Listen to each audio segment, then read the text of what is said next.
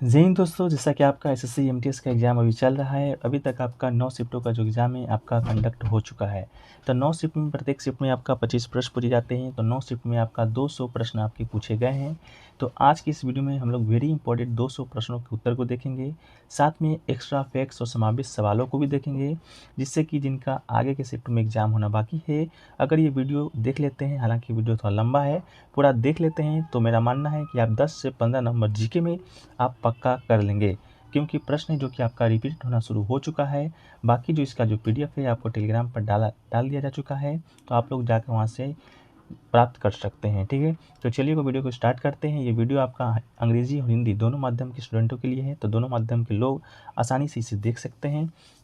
चलिए वीडियो को शुरू करते हैं। चैनल पर नए होंगे चैनल को सब्सक्राइब कर लीजिएगा, वीडियो को पसंद आए वीडियो को लाइक कर दीजिएगा। चलिए शुरू करते हैं हमारा पहला प्रश्न से। ओके फ्रेंड्स, आज का जो हमारा पहला प्रश्न है वह है कि कांग्रेस का पहला अधिवेशन आपका कहां पर आयोजित हुआ था। तो ये प्रश्न आपका पूछा जा चुका है, तो इनसे जुड़े सभी फैक्ट्सों को देखेंगे ताकि आने वाले शिफ्टों में जिनका भी एग्जाम है वो उनको कुछ हद तक मदद मिल सके। ठीक है, तो देखिए कांग्रेस का जो पहला अधिवेशन है आपको पहले बता दूं कि बम्बई में हुआ था। ठीक है, इसके अलावा बम्बई में भी कहाँ हुआ था, तो पहला अधिवेशन बम्बई में गोकुलदास तेजपाल संस्कृत विद्यालय में के एक हॉल में आयोजित किया गया था। इसके अलावा भारतीय राष्ट्रीय कांग्रेस का जो गठन है आपका 1885 में इम्पीरियल सिविल सर्विस के सदस्य थे आपके ए ह्यूम के द्वारा किया गया था। तो ये भी प्रश्न पूछा जाता है आपका कि कब हुआ था, तो 1885 में हुआ था। और किसके द्वारा किया गया था, तो ए ओ ह्यूम के द्वारा आपका किया गया था।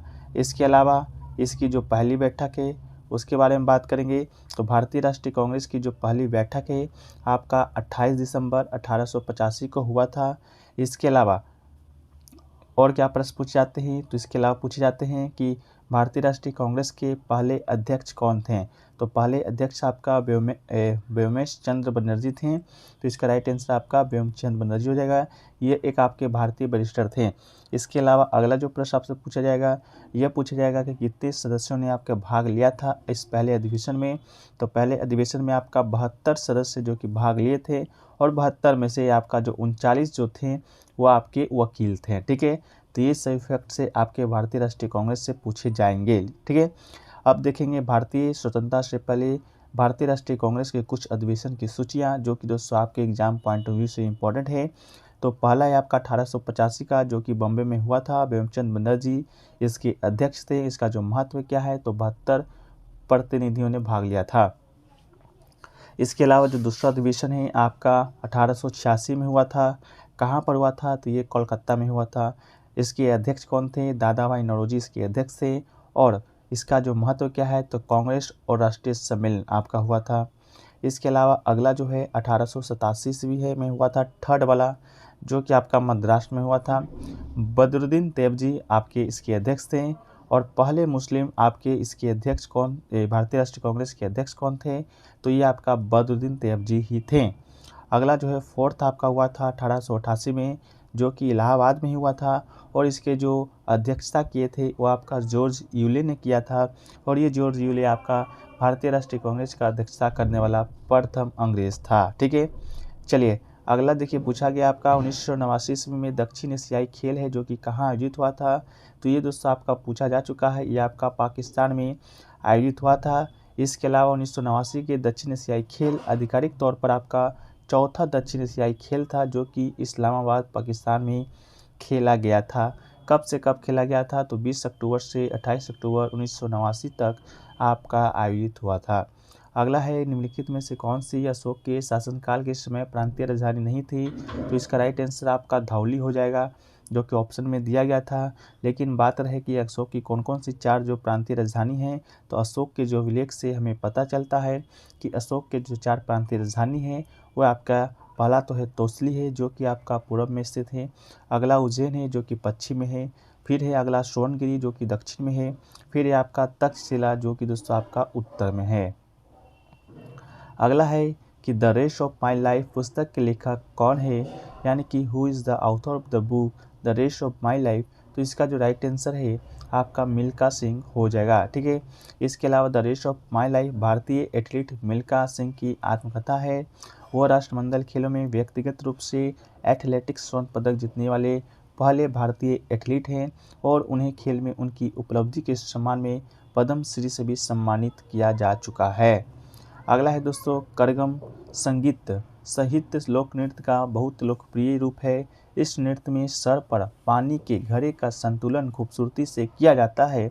तो पूछा गया है कि करगम भारत के किस राज्य का लोक नृत्य है, यानी कि Karagam is a very popular form of folk dance with music in the dance he balancing of water pitcher on the head is done beautifully.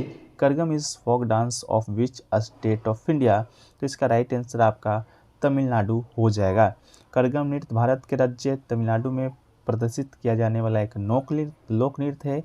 ऐसा माना जाता है कि करगम की उत्पत्ति तमिलनाडु के तंजावुर गांव में हुई है। इस नृत्य के साथ बजने वाले उपकरणों में ड्रम और लंबी पाइपलाइन भी शामिल होती है। अगला है अंतर्राज्यीय परिषद का जो गठन है किसके द्वारा किया जाता है, यानी कि by whom is the inter state council constituted. तो इसका जो राइट आंसर है आपका राष्ट्रपति हो जाएगा। ठीक है, अंतर्राज्यीय परिषद की जो स्थापना है भारत के संविधान के 263 के अंतर्गत किया जाता है। वही दोस्तों आपका कब किया गया था, पहली बार तो 28 मई 1990 को किया गया था।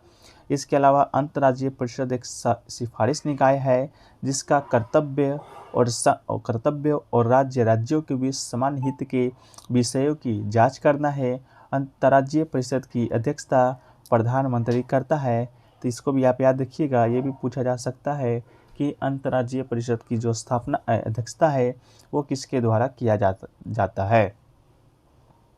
अगला है अगस्त 2022 में प्रधानमंत्री नरेंद्र मोदी ने किस राज्य में होमी भाभा कैंसर अस्पताल का उद्घाटन किया है, यानी कि in which state did prime minister Narendra Modi inaugurated the Homi Bhabha cancer hospital in August 2022। तो इसका राइट आंसर पंजाब के मोहाली में। ठीक है, मोहाली एक जगह है जो कि पंजाब में है, वहीं पर आपका किया गया था। अगला है मानव शरीर का सामान्य तापमान कितना होता है, यानी कि what is the normal temperature of a human body. तो 98.6 फ़ारेनहाइट में होता है और 37 डिग्री सेल्सियस में दोस्तों आपका होता है। ठीक है, तो ऑप्शन के अनुसार आपको मानना है, फ़ारेनहाइट दिया रहेगा तो 98.6 मानना है, सेल्सियस दिया होगा तो 37 डिग्री सेल्सियस मानना है। ठीक है, इसके अलावा एक व्यक्ति के शरीर का जो औसत तापमान है 97.5 डिग्री फ़ारेनहाइट या 36.4 डिग्री सेल्सियस और 97.9 डिग्री फ़ारेनहाइट से 36.6 डिग्री सेल्सियस के बीच आपका रहता है। अगला है भारत में कुल कितने जीवमंडल क्षेत्र आरक्षित है, यानी कि how many biosphere reserves are there in India. तो इसका राइट आंसर आपका 18 हो जाएगा। ठीक है, 18 आपका है। संरक्षित जीवमंडल देशों के द्वारा स्थापित साइट है और स्थानीय सामुदायिक प्रयासों और ध्वनि विज्ञान के आधार पर सतत विकास को बढ़ावा देने के लिए यूनेस्को के मैन एंड बायोस्फीयर कार्यक्रम के तहत मान्यता है। और संरक्षित जीवमंडल का जो कार्यक्रम है यूनेस्को के द्वारा 1971 में शुरू किया गया था। तो इसको भी ये याद रखिएगा, ये पूछा जा सकता है किसके द्वारा, तो यूनेस्को के द्वारा, और कब, तो 1971 में।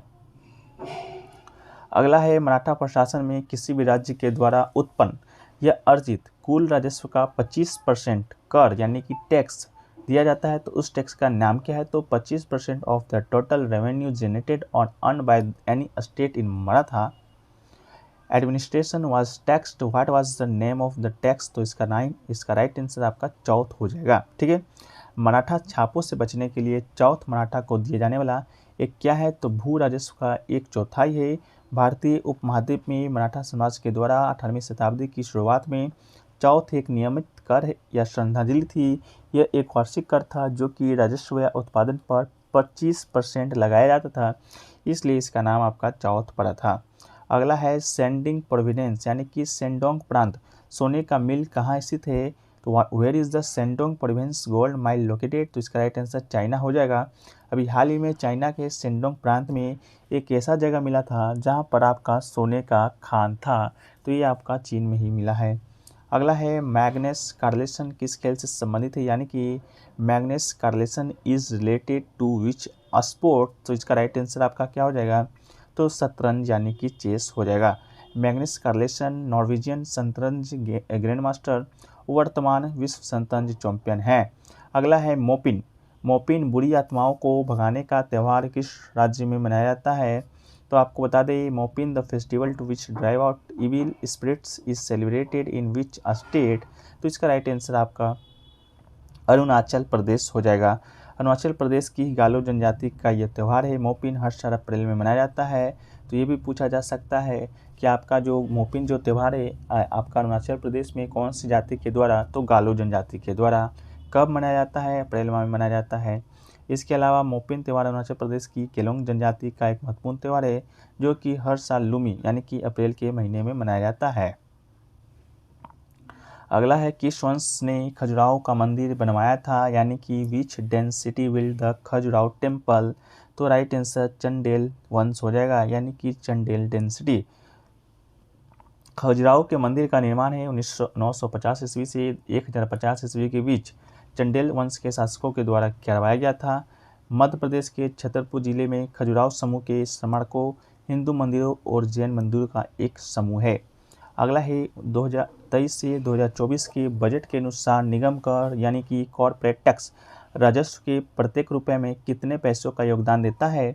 यानी कि according to the budget 2023-24 how much money does the corporation tax contributed in every rupees of revenue? तो इसका राइट आंसर 15 पैसा हो जाएगा।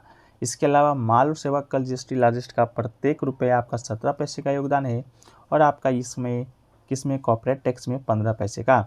अगला है, गवड़ी, हाथीमाना और गैर नृत्य राजस्थान के किस जनजाति के द्वारा किया जाता है?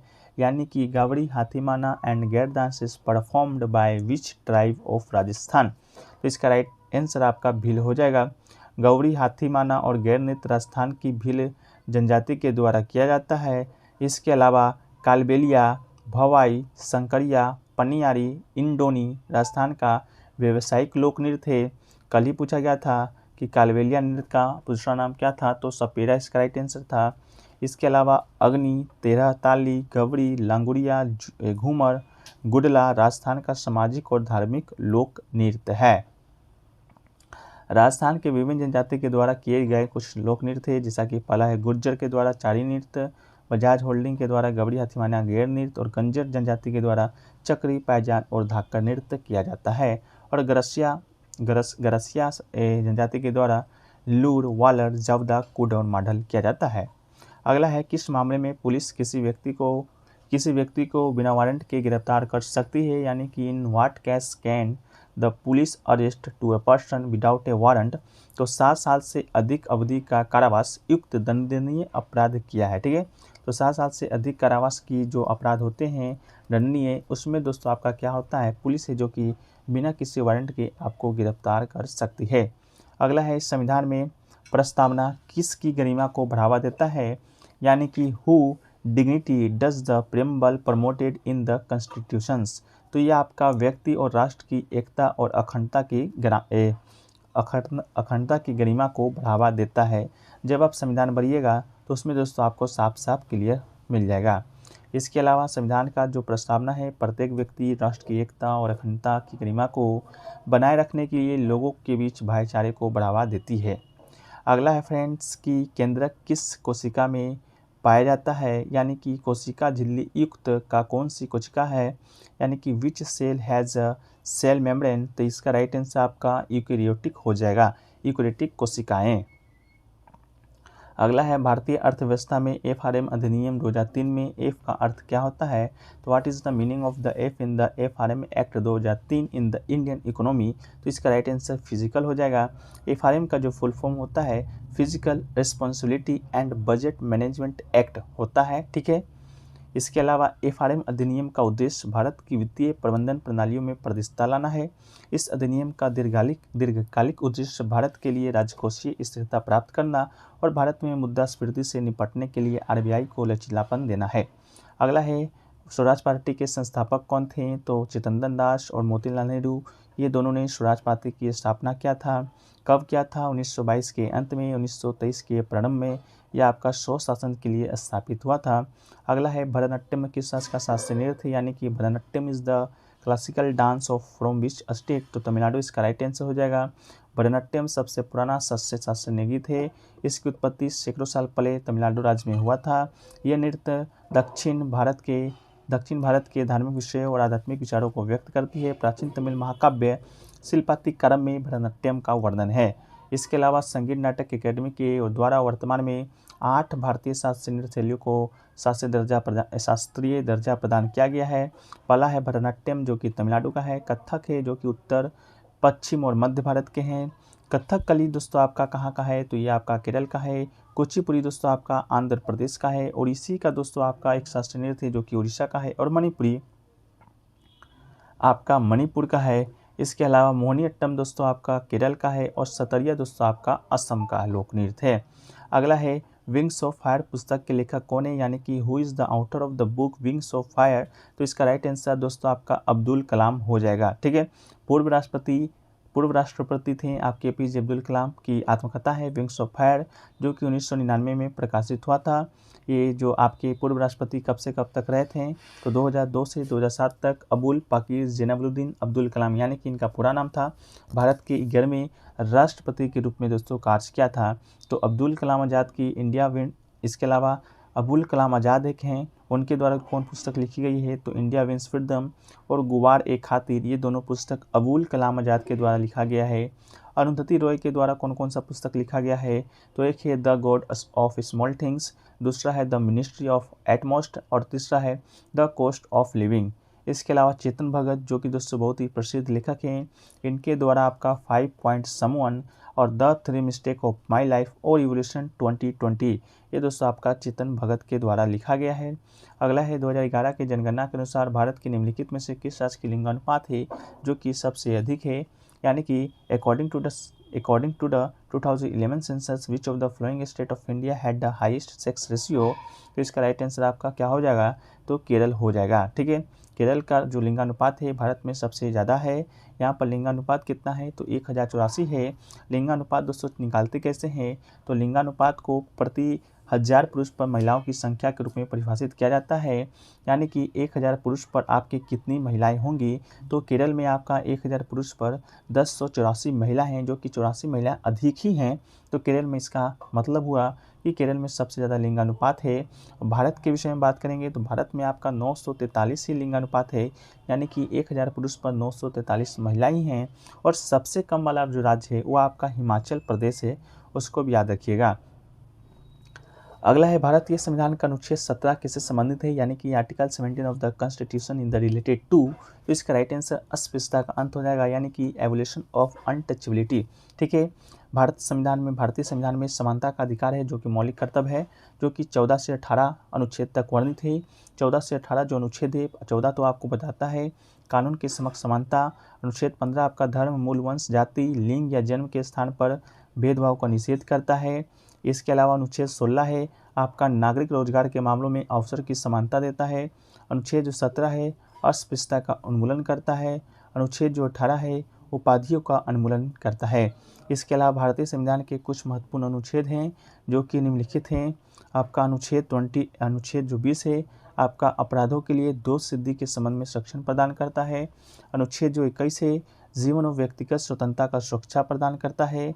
अनुच्छेद जो 22 है आपका कुछ मामलों में गिरफ्तारी और नज़रबंदी के खिलाफ संरक्षण प्रदान करता है।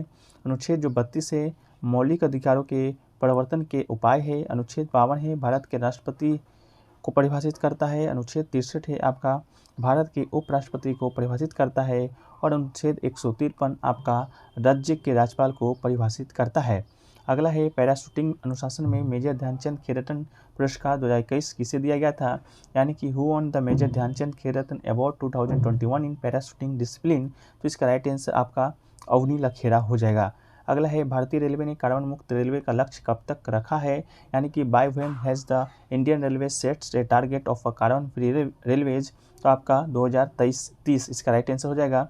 केंद्रीय मंत्री हैं अश्विनी वैष्णव जी, जो कि लोकसभा में एक लिखित उत्तर में कहा था कि भारतीय रेलवे ने 2030 तक शुद्ध शून्य कार्बन उत्सर्जक बनने का लक्ष्य रखा है। अगला है मेघालय में फसल काटने पर कौन सा त्यौहार मनाया जाता है, तो इसका राइट आंसर आपका वांगला महोत्सव हो जाएगा। वांगला महोत्सव मेघालय में गारो जनजाति के द्वारा किया जाने वाला या धन्यवाद देने वाला फसल कटाई त्यौहार है। ये उत्सव उर्वरता के सूर्य देवता सालजोंग के सम्मान में आयोजित किया जाता है। अगला है कौन सा विटामिन हमारी त्वचा और आंखों को स्वस्थ करने में मदद करता है, यानी कि which vitamin helps in keeping our skin and eyes healthy. तो इसका राइट आंसर विटामिन ए हो जाएगा।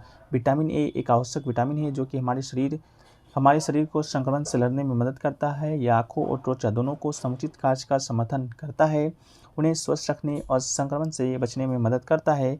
विटामिन ए त्वचा की बाहरी परत के निर्माण में महत्वपूर्ण भूमिका निभाता है, जिसे एपिडर्मिस कहा जाता है। अगला है वोकर कप किस खेल से संबंधित है, तो इसका राइट आंसर गोल्फ हो जाएगा।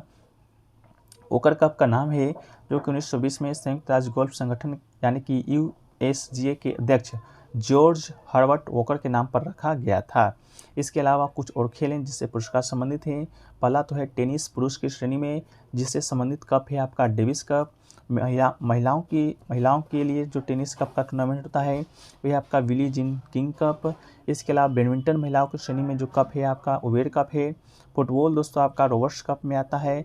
हॉकी राष्ट्रीय चैंपियनशिप आपका रंगास्वामी कप है और क्रिकेट से कप है प्रूडेंशियल वर्ल्ड कप। ठीक है, इसके अलावा बैडमिंटन की बात करेंगे तो सुदीरमन कप और एजरा कप की बात करेंगे तो ये आपका पोलो खेल से संबंधित है। अगला है भारत का क्षेत्रफल विश्व के क्षेत्रफल का कितना प्रतिशत है, यानी कि the area of India is what percentage of the area of the world. तो 2.4% आपका राइट आंसर हो जाएगा। भारतीय अक्षांश इतना से और देशांतर इतना के बीच में आपका स्थित है। इसके अलावा इसका जो कुल क्षेत्रफल है आपका यहाँ पर देख सकते हैं, पॉइंट याद रखिएगा लास्ट का शुरू का। इसके अलावा कुल विश्व का आपका 2.4% है। क्षेत्रफल की दृष्टि से बात करेंगे तो भारत से पहले जो राज्य है भारत तो आपका 7वां स्थान पर है, लेकिन 7 देश कौन कौन सा है, पहला आपका रूस है, दूसरा कनाडा है, अमेरिका है, चीन है, ब्राज़ील है, ऑस्ट्रेलिया के बाद आपका 7वां सबसे भारत देश है। और भारत में जनसंख्या जो घनत्व में आपका 464 प्रति किलोमीटर है। ठीक है, अगला है कि 2011 की जनगणना के अनुसार दिल्ली का साक्षरता दर कितना है, तो आपका 86.21% इसका राइट आंसर हो जाएगा। अगला है निम्नलिखित में से कौन सा ग्रह है जो कि जोवियन ग्रह नहीं है, तो आपका मंगल ग्रह आपका राइट आंसर हो जाएगा। बात करें जोवियन ग्रह का, जोवियन ग्रह किसे कहा जाता है, तो जो गैस का एक विशालकाय ग्रह होता है मुख्य रूप से भारी त्वचा की तत्वों की प्रचुरता के साथ हाइड्रोजन और हीलियम गैस से बना होता है। पृथ्वी एक स्थलीय ग्रह है ना कि जोवियन ग्रह। हमारे सौरमंडल के भीतर 4 जोवियन ग्रह है, इसको आप याद रख लीजिएगा एक बार। बृहस्पति है, शनि है, वरुण है और वरुण है। ठीक है, अरुण है, ये चारों ग्रह आपका जोवियन ग्रह के श्रेणी में आपका आता है। अगला है पटकल का जैन मंदिर किस वंश ने बनवाया था, तो चालुक्य डेंसिटी इसका राइट आंसर हो जाएगा। अगला है भारतीय राष्ट्रीय कांग्रेस की प्रथम महिला अध्यक्ष कौन थी, तो एनी बेसेंट आपकी प्रथम महिला अध्यक्ष थी। ये आपका 1917 के कोलकाता अधिवेशन में अध्यक्षता किए थे। इसके अलावा भारतीय राष्ट्रीय कांग्रेस की आपका अध्यक्षता करने वाले प्रथम भारतीय महिला की बात करेंगे तो ये आपका सरोजिनी नायडू है जो कि 1925 के कांग्रेस अधिवेशन की अध्यक्षता किए थे। तो प्रथम महिला और प्रथम भारतीय महिला दोनों दोस्तों आपका अलग अलग है। चांदी का टका और तांबे का जितल किसने चलाया था, तो इसका राइट आंसर आपका इल्तुतमिश हो जाएगा। इल्तुतमिश चांदी के टका और तांबे जितल चलाने वाला आपका पहला शासक था। अगला है जंग लगने से बचाने के लिए लोहे पर एक सुरक्षात्मक जस्ते का लेप को किस प्रक्रिया के रूप में जाना जाता है, तो जस्तीकरण इसका आपका राइट आंसर आपका हो जाएगा। इसके अलावा अगला है भारत का कौन सा राज्य है कपास का सबसे बड़ा उत्पादक राज्य है, तो गुजरात आपका इसका राइट आंसर हो जाएगा। इसके अलावा और कुछ इंपॉर्टेंट फैक्ट्स है, जैसा कि भारत में सबसे बड़ा चावल उत्पादक राज्य की बात करेंगे तो आपका पश्चिम बंगाल है। भारत में सबसे बड़ा गेहूं उत्पादक राज्य की बात करेंगे तो ये उत्तर प्रदेश है। भारत में सबसे सफ़ेद सरसों और सरसों उत्पादक राज्य की बात करेंगे तो ये आपका राजस्थान है। और भारत में सबसे बड़ा चीनी उत्पादक राज्य की बात करेंगे तो ये भी उत्तर प्रदेश है। और दाल उत्पादक राज्य सबसे बड़ा आपका राजस्थान है और सबसे बड़ा जूट उत्पादक आपका पश्चिम बंगाल है। अगला है ब्रिटेन के किस प्रधानमंत्री ने अक्टूबर 2022 में 44 दिन की कार्यकाल के बाद इस्तीफा दे दिया था, तो लीज ट्रस आपका राइट आंसर हो जाएगा। वर्तमान में कौन है, तो वर्तमान में आपके ऋषि सुनक जी ब्रिटेन के प्रधानमंत्री हैं। ठीक है, अगला है जामुन में आर्द्रता को कम करने के लिए क्या मिलाया जाता है, तो ग्लिसरॉल इसका राइट आंसर हो जाएगा। ग्लिसरॉल एक रासायनिक यौगिक है, आमतौर पर रासायनिक सूत्र C3H8O3 के साथ गैर विषैले स्वाद में मीठा चिपचिपा तरल है। अगला है मानव कौन से युग में उत्पन्न हुआ था, तो आपका पूरा पाषाण युग राइट आंसर हो जाएगा। पूरा पाषाण युग जो कि लगभग 2.5 लाख साल पहले शुरू हुआ था और 10,000 ईसा पूर्व तक चला था। मानव इतिहास का सबसे पुराना युग है। इस युग में मानव की जीविका का मुख्य आधार उनके आसपास के मौजूद प्राकृतिक संसाधनों से जुड़ा हुआ है। अगला है पंडित रविशंकर किस वादन से संबंधित है, तो इसका राइट आंसर आपका सितार वादक हो जाएगा। इसके अलावा अन्य वाद्य यंत्रों से कुछ प्रसिद्ध कलाकार हैं, जैसे कि सरोद से अमजद अली खां हैं, आशीष खां हैं, राजीव तारानाथ हैं इत्यादि हैं। इसके अलावा संतूर से आपका देखिए शिव कुमार शर्मा हैं, राहुल शर्मा हैं, भजन सुपारी हैं।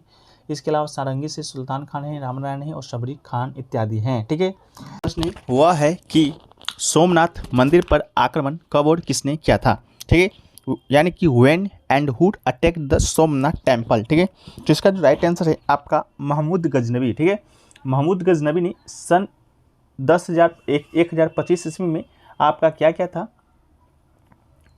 सोमनाथ मंदिर पर आक्रमण किया था। तो इसका राइट आंसर आपका राइट आंसर हो जाएगा। इसके बाद है कि जब महमूद गजनवी ने 1025 ईस्वी में सोमनाथ मंदिर पर आक्रमण किया, तब भीम प्रथम उस क्षेत्र पर शासन कर रहा था, लेकिन भीम प्रथम वहाँ से भाग गया। तो ये भी प्रश्न कभी कभी आपका बन सकता है कि जब महमूद गजनवी ने सोमनाथ पर आक्रमण किया था, तो उस समय आपका वहाँ का शासक कौन था या कौन आपका शासन कर रहा था। तो इसका राइट आंसर भीम प्रथम हो जाएगा। इसके अलावा 1026 ईस्वी में उसने फिर से भीम प्रथम पर हमला किया था और कच्छ क्षेत्र पर शासन कर रहा था कौन, भीम प्रथम। इसके अलावा महमूद ने उसी वर्ष जाटों पर भी हमला किया था। तो ये आपका महमूद गजनवी ने भारत के ऊपर आक्रमण किया था। इसके अलावा सोमनाथ मंदिर में दोस्तों आपका 20 लाख दिनार की संपत्ति उसने लूट लिया था और हिंदू देवताओं को, विशेष रूप से शिव की मूर्ति को टुकड़ों टुकड़ों में तोड़ दिया था कौन, महमूद गजनवी ने। ठीक है, चलिए अगला है आपका हॉर्नबिल जो महोत्सव है वह आपका कहाँ मनाया जाता है, यानी कि where is the hornbill festival celebrated. तो इसका जो राइट आंसर है आपका नागालैंड हो जाएगा। हॉर्नबिल महोत्सव के बारे में कुछ फैक्ट्स को देखें तो ये तो पहली बात आपका नागालैंड में मनाया जाता है। इस इलाके में सभी त्योहारों का त्यौहार के नाम से भी जाना जाता है। तो ये भी प्रश्न आपसे पूछा जाएगा, सभी त्योहारों का त्यौहार किसे जाना जाता है, तो हॉर्नबिल हो जाएगा। ये त्यौहार शानदार पारंपरिक संगीत, नृत्य और प्रदर्शन के माध्यम से नागा संस्कृति को दर्शाता है और इस उत्सव का नाम इंडियन हॉर्नबिल से लिया गया है। ठीक है, इसके अलावा ये नागालैंड की लोक कथाओं और जनजातियों के बीच एक आम पक्षी है।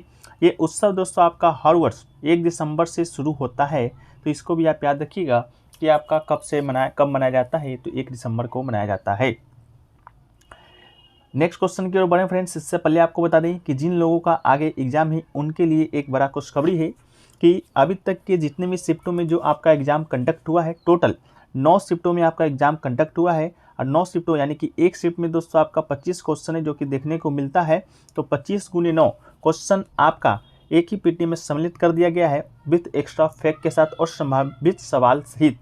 बस इस पीडीएफ का जो शुल्क है कुछ न्यूनतम शुल्क रखा जाएगा, जो कि दोस्तों आपका कल या परसों से आपके लिए अवेलेबल हो जाएगा। ठीक है, तो जिन लोगों को भी लेना है आप लोग व्हाट्सएप नंबर है सामने दे रहे हैं, वहाँ पर एक बार पेड पीडीएफ लिखकर दोस्तों आप लोग वहाँ पर मैसेज छोड़ दीजिएगा, फिर आपसे संपर्क कर लिया जाएगा, फिर आपको पीडीएफ है न्यूनतम शुल्क पर आपको दे दी जाएगा। व्हाट्सएप नंबर 99737416 है। ठीक है, चलिए नेक्स्ट क्वेश्चन की ओर बढ़ते हैं। नेक्स्ट क्वेश्चन है आपका अर्थशास्त्र के लेखक कौन है, यानी कि who was the author of अर्थशास्त्र। तो इसका जो राइट आंसर है आपका कौटिल्य हो जाएगा। अर्थशास्त्र राज्य कौशल, आर्थिक नीति और सैन्य रणनीति पर एक प्राचीन भारतीय संस्कृत ग्रंथ है। कौटिल्य जिसे कि विष्णुगुप्त और चाणक्य के रूप में भी जाना जाता है, इनका नाम है अलग अलग होता है, अलग अलग है, एक तो विष्णुगुप्त है, दूसरा है चाणक्य है। वो अर्थशास्त्र के लेखक के रूप में भी जाने जाते हैं। अगला क्वेश्चन आपका है कि किस मुगल शासक ने कैलाश मंदिर को तोड़ने की कोशिश की थी, यानी कि which Mughal ruler try to destroy the Kailash temple. ठीक है, तो इसका जो राइट आंसर है आपका औरंगजेब हो जाएगा। ठीक है, औरंगजेब इसका आपका राइट आंसर हो जाएगा। मुगल शासक औरंगजेब ने कैलाश मंदिर को तोड़ने का प्रयास किया था, लेकिन उससे अपने मंसूबों में ज़्यादा सफलता नहीं मिल पाई थी। एलोरा में आपका ये स्थित है कैलाश मंदिर, किसके द्वारा, तो राष्ट्रकूट वंश के द्वारा बनाया गया है। भगवान शिव के मंदिर के रूप में बनाया गया था। यह मंदिर दुनिया भर में एक ही पत्थर की शिला से बनी हुई सबसे बड़ी मूर्ति के लिए प्रसिद्ध है। ठीक है, तो कैलाश मंदिर से आपको ये रखना है कहाँ स्थित है, एलोरा में स्थित है। इसके अलावा बनवाया किस राजवंश ने, तो राष्ट्रकूट वंश ने। किस भगवान को समर्पित है, तो भगवान शिव को समर्पित है। अगला है कि 1916 में भारतीय राष्ट्रीय कांग्रेस और किनके मध्य लखनऊ समझौता हुआ था। In 1916 between whom was the Lucknow pact sign between the Indian National Congress. ठीक है, तो इसका जो राइट आंसर है आपका अखिल भारतीय मुस्लिम लीग। ठीक है, ऑल इंडियन मुस्लिम लीग इसका राइट आंसर हो जाएगा। लखनऊ समझौता आपका हुआ था 1916 में दिसंबर माह में लखनऊ में आयोजित दोनों दलों संयुक्त सत्र में भारतीय राष्ट्रीय कांग्रेस और मुस्लिम लीग के बीच एक समझौता था। 1916 के लखनऊ समझौते पर बाल गंगाधर तिलक और मोहम्मद अली जिन्ना के बीच हस्ताक्षर हुए थे। तो ये भी प्रश्न आपसे पूछा जा सकता है कि किसने किसने हस्ताक्षर यानी कि साइन किया था, तो बाल गंगाधर तिलक और मोहम्मद अली जिन्ना। ठीक है, चलिए अगला है द वुड डिस्पैच किससे संबंधित है, what is the Wood dispatch related to, तो ये दोस्तों आपका शिक्षा से संबंधित है। ठीक है, सर चार्ल्स वुड ने अंग्रेजी शिक्षा का प्रसार और महिलाओं की शिक्षा पर जोर देने के लिए 1854 ईस्वी में तत्काल गवर्नर थे उस समय के लॉर्ड डलहौजी को एक पत्र लिखा था और जिसे वुड का घोषणा पत्र कहा जाता है या वुड डिस्पैच कहा जाता है। इसमें कहा गया था कि प्राथमिक विद्यालयों की जो मातृभाषा होनी चाहिए वो आपका उस उच्च शिक्षा यानी कि विश्वविद्यालय की शिक्षा का माध्यम अंग्रेजी भाषा होना चाहिए। ठीक है, तो ये दोस्तों आपका वुड डिस्पैच जो कि शिक्षा के प्रसार से संबंधित है। अगला है कि जैसे ही नदी मैदान में प्रवेश करती है या मुड़ जाती है और बड़े मोड़ बनाती है जिसे कि डैश कहा जाता है, यानी कि as the river enters the plain it bends and forms large bends called. ठीक है, इसका जो राइट आंसर है आपका विसर्प आपका इसका राइट आंसर हो जाएगा। एक नदी के विपरीत क्रमिकों मोड़ों के निर्माण से एक पूर्ण एश वर्क बन सकता है जिसे कि विसर्प कहा जाता है। जब नदी की पहुँच में छोटी सीधी पहुँच से जुड़े उल्टे क्रम को लगातार वर्क क्रॉसिंग कहलाते हैं, तो नदी को विसर्प नदी कहा जाता है। अगला है आपका IVF फुल फॉर्म क्या होगा, what is the full form of IVF। ठीक है, तो इन विट्रो फर्टिलाइजेशन इसका राइट आंसर हो जाएगा। इन विट्रो फर्टिलाइजेशन जो ट्रीटमेंट है को IVF ट्रीटमेंट कहा जाता है, जिससे पहले इसे टेस्ट ट्यूब बेबी के नाम से भी जाना जाता था। अगला है भारतीय संविधान का अनुच्छेद 44 है, वो किससे संबंधित है, यानी कि what is the article 44 related to, तो आपका नागरिकों के लिए सामान्य नागरिक संहिता यानी कि uniform civil code of citizen इसका राइट आंसर हो जाएगा। राज्य है जो कि भारत के पूरे क्षेत्र में नागरिकों के लिए एक सामान्य नागरिक संहिता को सुरक्षित रखने का है जो कि प्रयास करेगा। अगला है बुट्टा कोला नृत्य है जो कि किस राज्य में संबंधित है, तो आपका Bhuta Kola dance is prevalent in which state, तो इसका राइट आंसर आपका कर्नाटक हो जाएगा। ठीक है, बुट्टा कोला या भूत कोला के नाम से भी इसे जाना जाता है, यानी कि इसे देव कोला नाम से भी जाना जाता है। ये आपका तुलुनाडु के तटीय जिलों और कर्नाटक के मलेनाडु के कुछ हिस्सों और उत्तरी केरल, ठीक है, उत्तरी केरल में भी, कर्नाटक में भी और भारत में कासरगोड से आत्मा की पूजा का एक एनिमिस्ट रूप है। ठीक है, तो ऑप्शन में केरल आएगा तो केरल मानना है और आपका कर्नाटक आएगा तो कर्नाटक मानना है।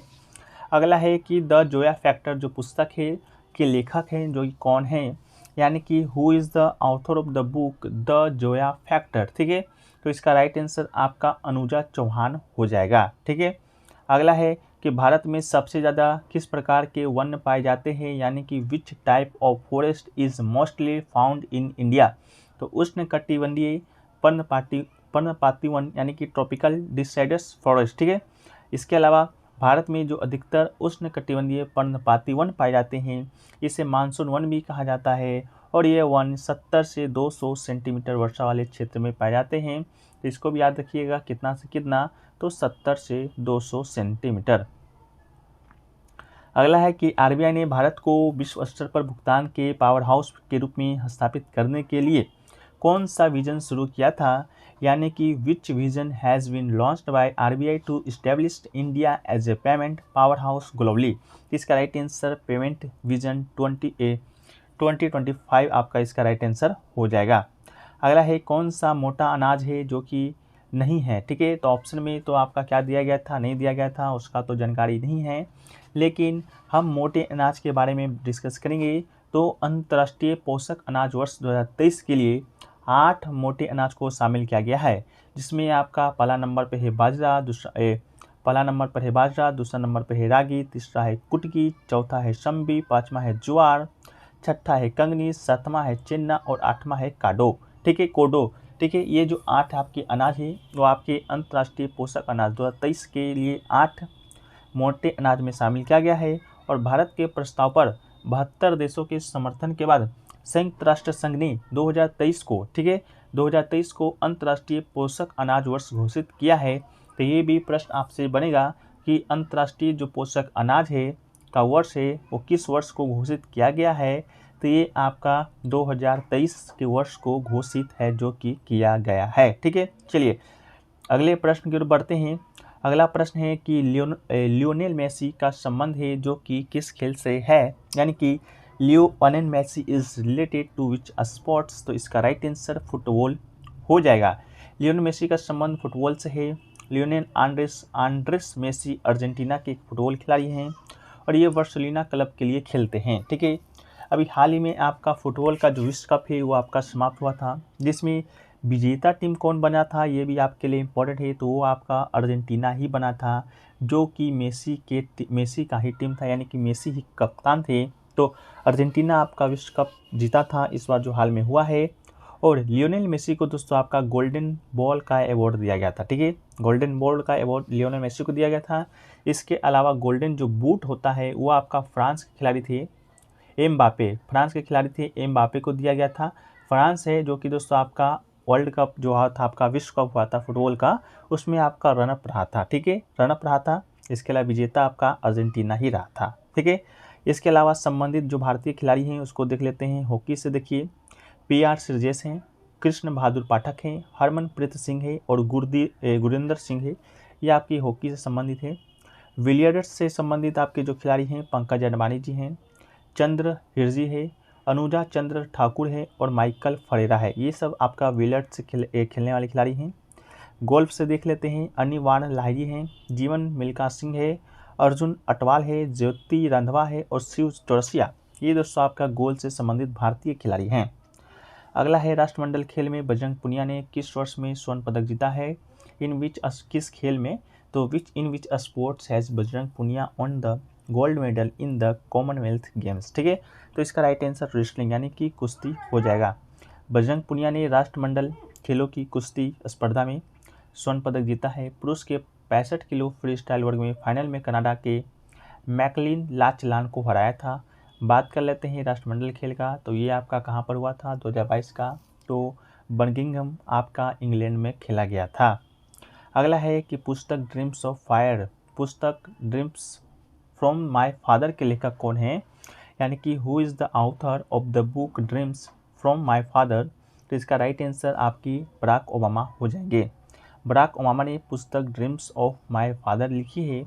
ये पुस्तक घटनाओं की एक डायरी है जो कि उनके प्रारंभिक जीवन के बारे में बताती है। इसके अलावा ओबामा की बात करें तो संयुक्त राज्य अमेरिका के 44वें राष्ट्रपति और संयुक्त राज्य अमेरिका के राष्ट्रपति के रूप में भी चुने जाने वाले पहले अफ्रो अमेरिकी थे। इसके अलावा उनका जो राष्ट्रपति पद है का वर्ष है वह आपका 2009 से 2017 तक रहा था तथा USA की डेमोक्रेटिक पार्टी का प्रतिनिधित्व भी इन्होंने किया था। इसके अलावा बराक ओबामा की पत्नी है मिशेल ओबामा, उनके द्वारा भी पुस्तक लिखा गया है, वो भी आपका इम्पोर्टेंट है। पहला तो आपका है अमेरिकन ग्रोन है, दूसरा है बिकमिंग है। ठीक है, इसके अलावा वर्तमान में बात करें तो आपका जो बाइडेन है जो कि संयुक्त राज्य अमेरिका के 46वें राष्ट्रपति के रूप में कार्य कर रहे हैं, वो भी आपकी डेमोक्रेटिक पार्टी के ही एक सदस्य हैं। अगला है गयासुद्दीन की मृत्यु के बाद दिल्ली का सुल्तान कौन बना था, यानी कि who become the sultan of the Delhi after the death of Ghiyasuddin. ठीक है, तो इसका राइट आंसर मोहम्मद बिन तुगलक आपका राइट आंसर हो जाएगा। गयासुद्दीन तुगलक की मृत्यु के बाद उसके बेटे जौना ने उसे सफल बनाया था। उन्हें उनके शीर्षक नाम से जाना जाता था, इसलिए उन्हें मोहम्मद बिन तुगलक कहा जाता है। इसके अलावा वो 1325 में सत्ता में आया था। जब गयासुद्दीन तुगलक बंगाल से वापस दिल्ली आया तो उसका बेटा उसके निपटाने में इंतजार कर रहा था। उन्होंने अफगानपुरा में विकसित हुई नई संरचना में अपने पिता का स्वागत किया था। इसके अलावा तुगलक वंश का जो शासन है आपका 1320 ईस्वी से शुरू हुआ था और 1412 ईस्वी तक चला था। इसके अलावा तुगलक वंश का जो अंतिम शासक था आपका वो आपका नसरुद्दीन महमूद था। ठीक है, तो इसे भी आप याद रख लीजिएगा। अगला है कि सुग्गी है जो कि किस राज्य का लोक नृत्य है, यानी कि Suggi is the folk dance of which state. तो इसका राइट आंसर आपका कर्नाटक हो जाएगा। ठीक है, कर्नाटक में कुछ और लोक नृत्य है जैसे कि हटरी है, सुग्गी है, कुनीथा है, करगा है, लंबी है और यक्षगान है। ये सभी जो लोक नृत्य है ये आपके कर्नाटक से संबंधित हैं। महाराष्ट्र से भी कुछ लोक नृत्य आते हैं, जैसे कि लावनी है, नकटा है, कोली है, लेजमी है, गाफा है और बुहारा है। इसके अलावा राजस्थान से देखिए कौन कौन सा लोक नृत्य है, तो झूलन लीला है, झूमा है, सुसनी है, गपाल है, कालबेलिया है और घूमर है और चक्री है। ये सभी नृत्य आपके राजस्थान से आते हैं। अगला है 2011 की जनगणना के अनुसार निम्नलिखित में से किस केंद्र शासित प्रदेश में न्यूनतम लिंगानुपात है, यानी कि as per 2011 census which of the following union territories has the lowest sex ratio. तो आपका दमन और दीव इसका राइट आंसर हो जाएगा। केंद्र शासित प्रदेशों में दमन और दीव में प्रति 1000 पुरुष पर 618 महिलाओं का लिंगानुपात है, जो कि सबसे कम है। इसके अलावा भारत में जो लिंगानुपात है, आपको पहले की वीडियो में बता चुके हैं कि 1000 पुरुष पर महिलाओं की संख्या के रूप में परिभाषित किया जाता है। और देश का लिंगानुपात की बात करेंगे तो 940 है, जिसमें वर्तमान वर्ष में वृद्धि हुआ था। इसके अलावा भारत में बाल लिंगानुपात की बात करेंगे। बाल लिंगानुपात आपका 0 से 6 वर्ष के बच्चे को परिभाषित करता है, जो कि आपका 914 है। इसके अलावा केरल में सबसे अधिक लिंगानुपात है, 1084 है। और सबसे अधिक बाल लिंगानुपात की बात करेंगे, ये आपका मिजोरम में है, जो कि 971 दर्ज किया गया है। बाल लिंगानुपात और लिंगानुपात दोनों आपका अलग अलग है। इसके अलावा हरियाणा में सबसे कम बाल लिंगानुपात दर्ज किया गया है, जो कि आपका 830 है। और हरियाणा में सबसे कम लिंगानुपात भी यहीं का दर्ज किया गया है। अगला है रुक्मणी देवी अनुल्ले का संबंध है, जो कि किस नृत्य से है, यानी कि Rukmini Devi Arundale is associated with which dance. तो इसका राइट आंसर भरतनाट्यम हो जाएगा। रुक्मणी देवी अनुल्ले एक भारतीय शास्त्रीय नृत्यांगना थी, जिन्होंने भरतनाट्यम नृत्य के पुनर्जागरण का नेतृत्व किया और मद्रास, जो कि अब चेन्नई के नाम से जाना जाता है, कि कला क्षेत्र फाउंडेशन की स्थापना किया था। इसके अलावा यह एक थियोसोफिस्ट भी थी, जो कि एनी बेसेंट से बहुत ही प्रेरित थी। अगला है यूनानी इतिहासकार मेगास्थनीज ने किस भारतीय शासक के शासनकाल में भारत का दौरा किया था, यानी कि the Greek historian Megasthenes visit Indian during the region of which Indian ruler. तो इसका राइट आंसर आपका चंद्रगुप्त हो जाएगा। ठीक है, मेगास्थनीज ने लगभग 302 ईसा पूर्व में और 228 ईसा पूर्व के बीच आपका भारत का दौरा किया था। मेगास्थनीज की बात करेंगे तो ये प्राचीन यूनानी इतिहासकार है, राजनयिक है और भारतीय निवंश विज्ञानी था। इसके अलावा वो चंद्रगुप्त मौर्य के दरबार में सेल्यूकस निकेटर प्रथम का राजदूत था और इन्होंने इंडिका नामक पुस्तक लिखी है मेगास्थनीज ने। ठीक है, नेगा अब एक लुप्त रचना है, जो कि केवल उत्तर काल के लेखकों द्वारा अद्वित उद्धरणों में जीवित है। इसके अलावा अगला है बैसाखी का त्यौहार है, जो कि किससे संबंधित किस माह में मनाया जाता है। ये दोस्तों आपका अप्रैल माह में मनाया जाने वाला एक त्यौहार है, जो कि पंजाब हरियाणा के क्षेत्र में मनाया जाता है। आमतौर पर बैसाख माह के पहले दिन मनाया जाता है। बैसाखी को बैसाखी या बसोरा के नाम से भी जाना जाता है। बैसाखी 2023 की बात करेंगे तो ये आपका 14 अप्रैल को मनाया गया था। बैसाखी एक लोकप्रिय फसल उत्सव है और सिख लोगों का नव वर्ष है। अगला है कि भारत का उच्च न्यायालय यानी कि हाई कोर्ट पहला कब स्थापना हुआ था, तो when was the first high court of India established. तो इसका राइट आंसर 1862 हो जाएगा। भारत का पहला जो उच्च न्यायालय है वो आपका कोलकाता में स्थापित किया गया था। इससे पहले फोर्ट विलियम में न्यायिक उच्च न्यायालय कहा जाता था, लेकिन आपका ये भारत उच्च न्यायालय अधिनियम 1861 के तहत जारी किया गया था। इसे औपचारिक रूप से 1 जुलाई 1862 को खोला गया था। इसके अलावा सर बार्न्स पीकॉक है, जो कि कलकत्ता उच्च न्यायालय के पहले मुख्य न्यायाधीश के रूप में कार्यरत थे। इसके अलावा न्यायमूर्ति शंभुनाथ पंडित कलकत्ता उच्च न्यायालय के न्यायाधीश के रूप में पद ग्रहण करने वाले पहले भारतीय थे। ठीक है, चलिए अगला है आपका कि डीएनए मुख्य रूप से कोशिका के डैश में संग्रहित होता है, यानी कि DNA is mainly stored in the dash of the cell. इसका राइट आंसर आपका नाभिक यानी कि न्यूक्लियस हो जाएगा। डीएनए की बात करेंगे तो डीऑक्सी राइबो न्यूक्लिक एसिड मानव और लगभग सभी अन्य जीवों में आनुवांशिक निर्देशों को रखने वाले दोहरे हेलिक्स का एक रूप है। इसके अलावा डीएनए ज़्यादातर कोशिका नाभिक में स्थित होता है, लेकिन यह कुछ मात्रा में माइटोकॉन्ड्रिया में भी पाया जाता है।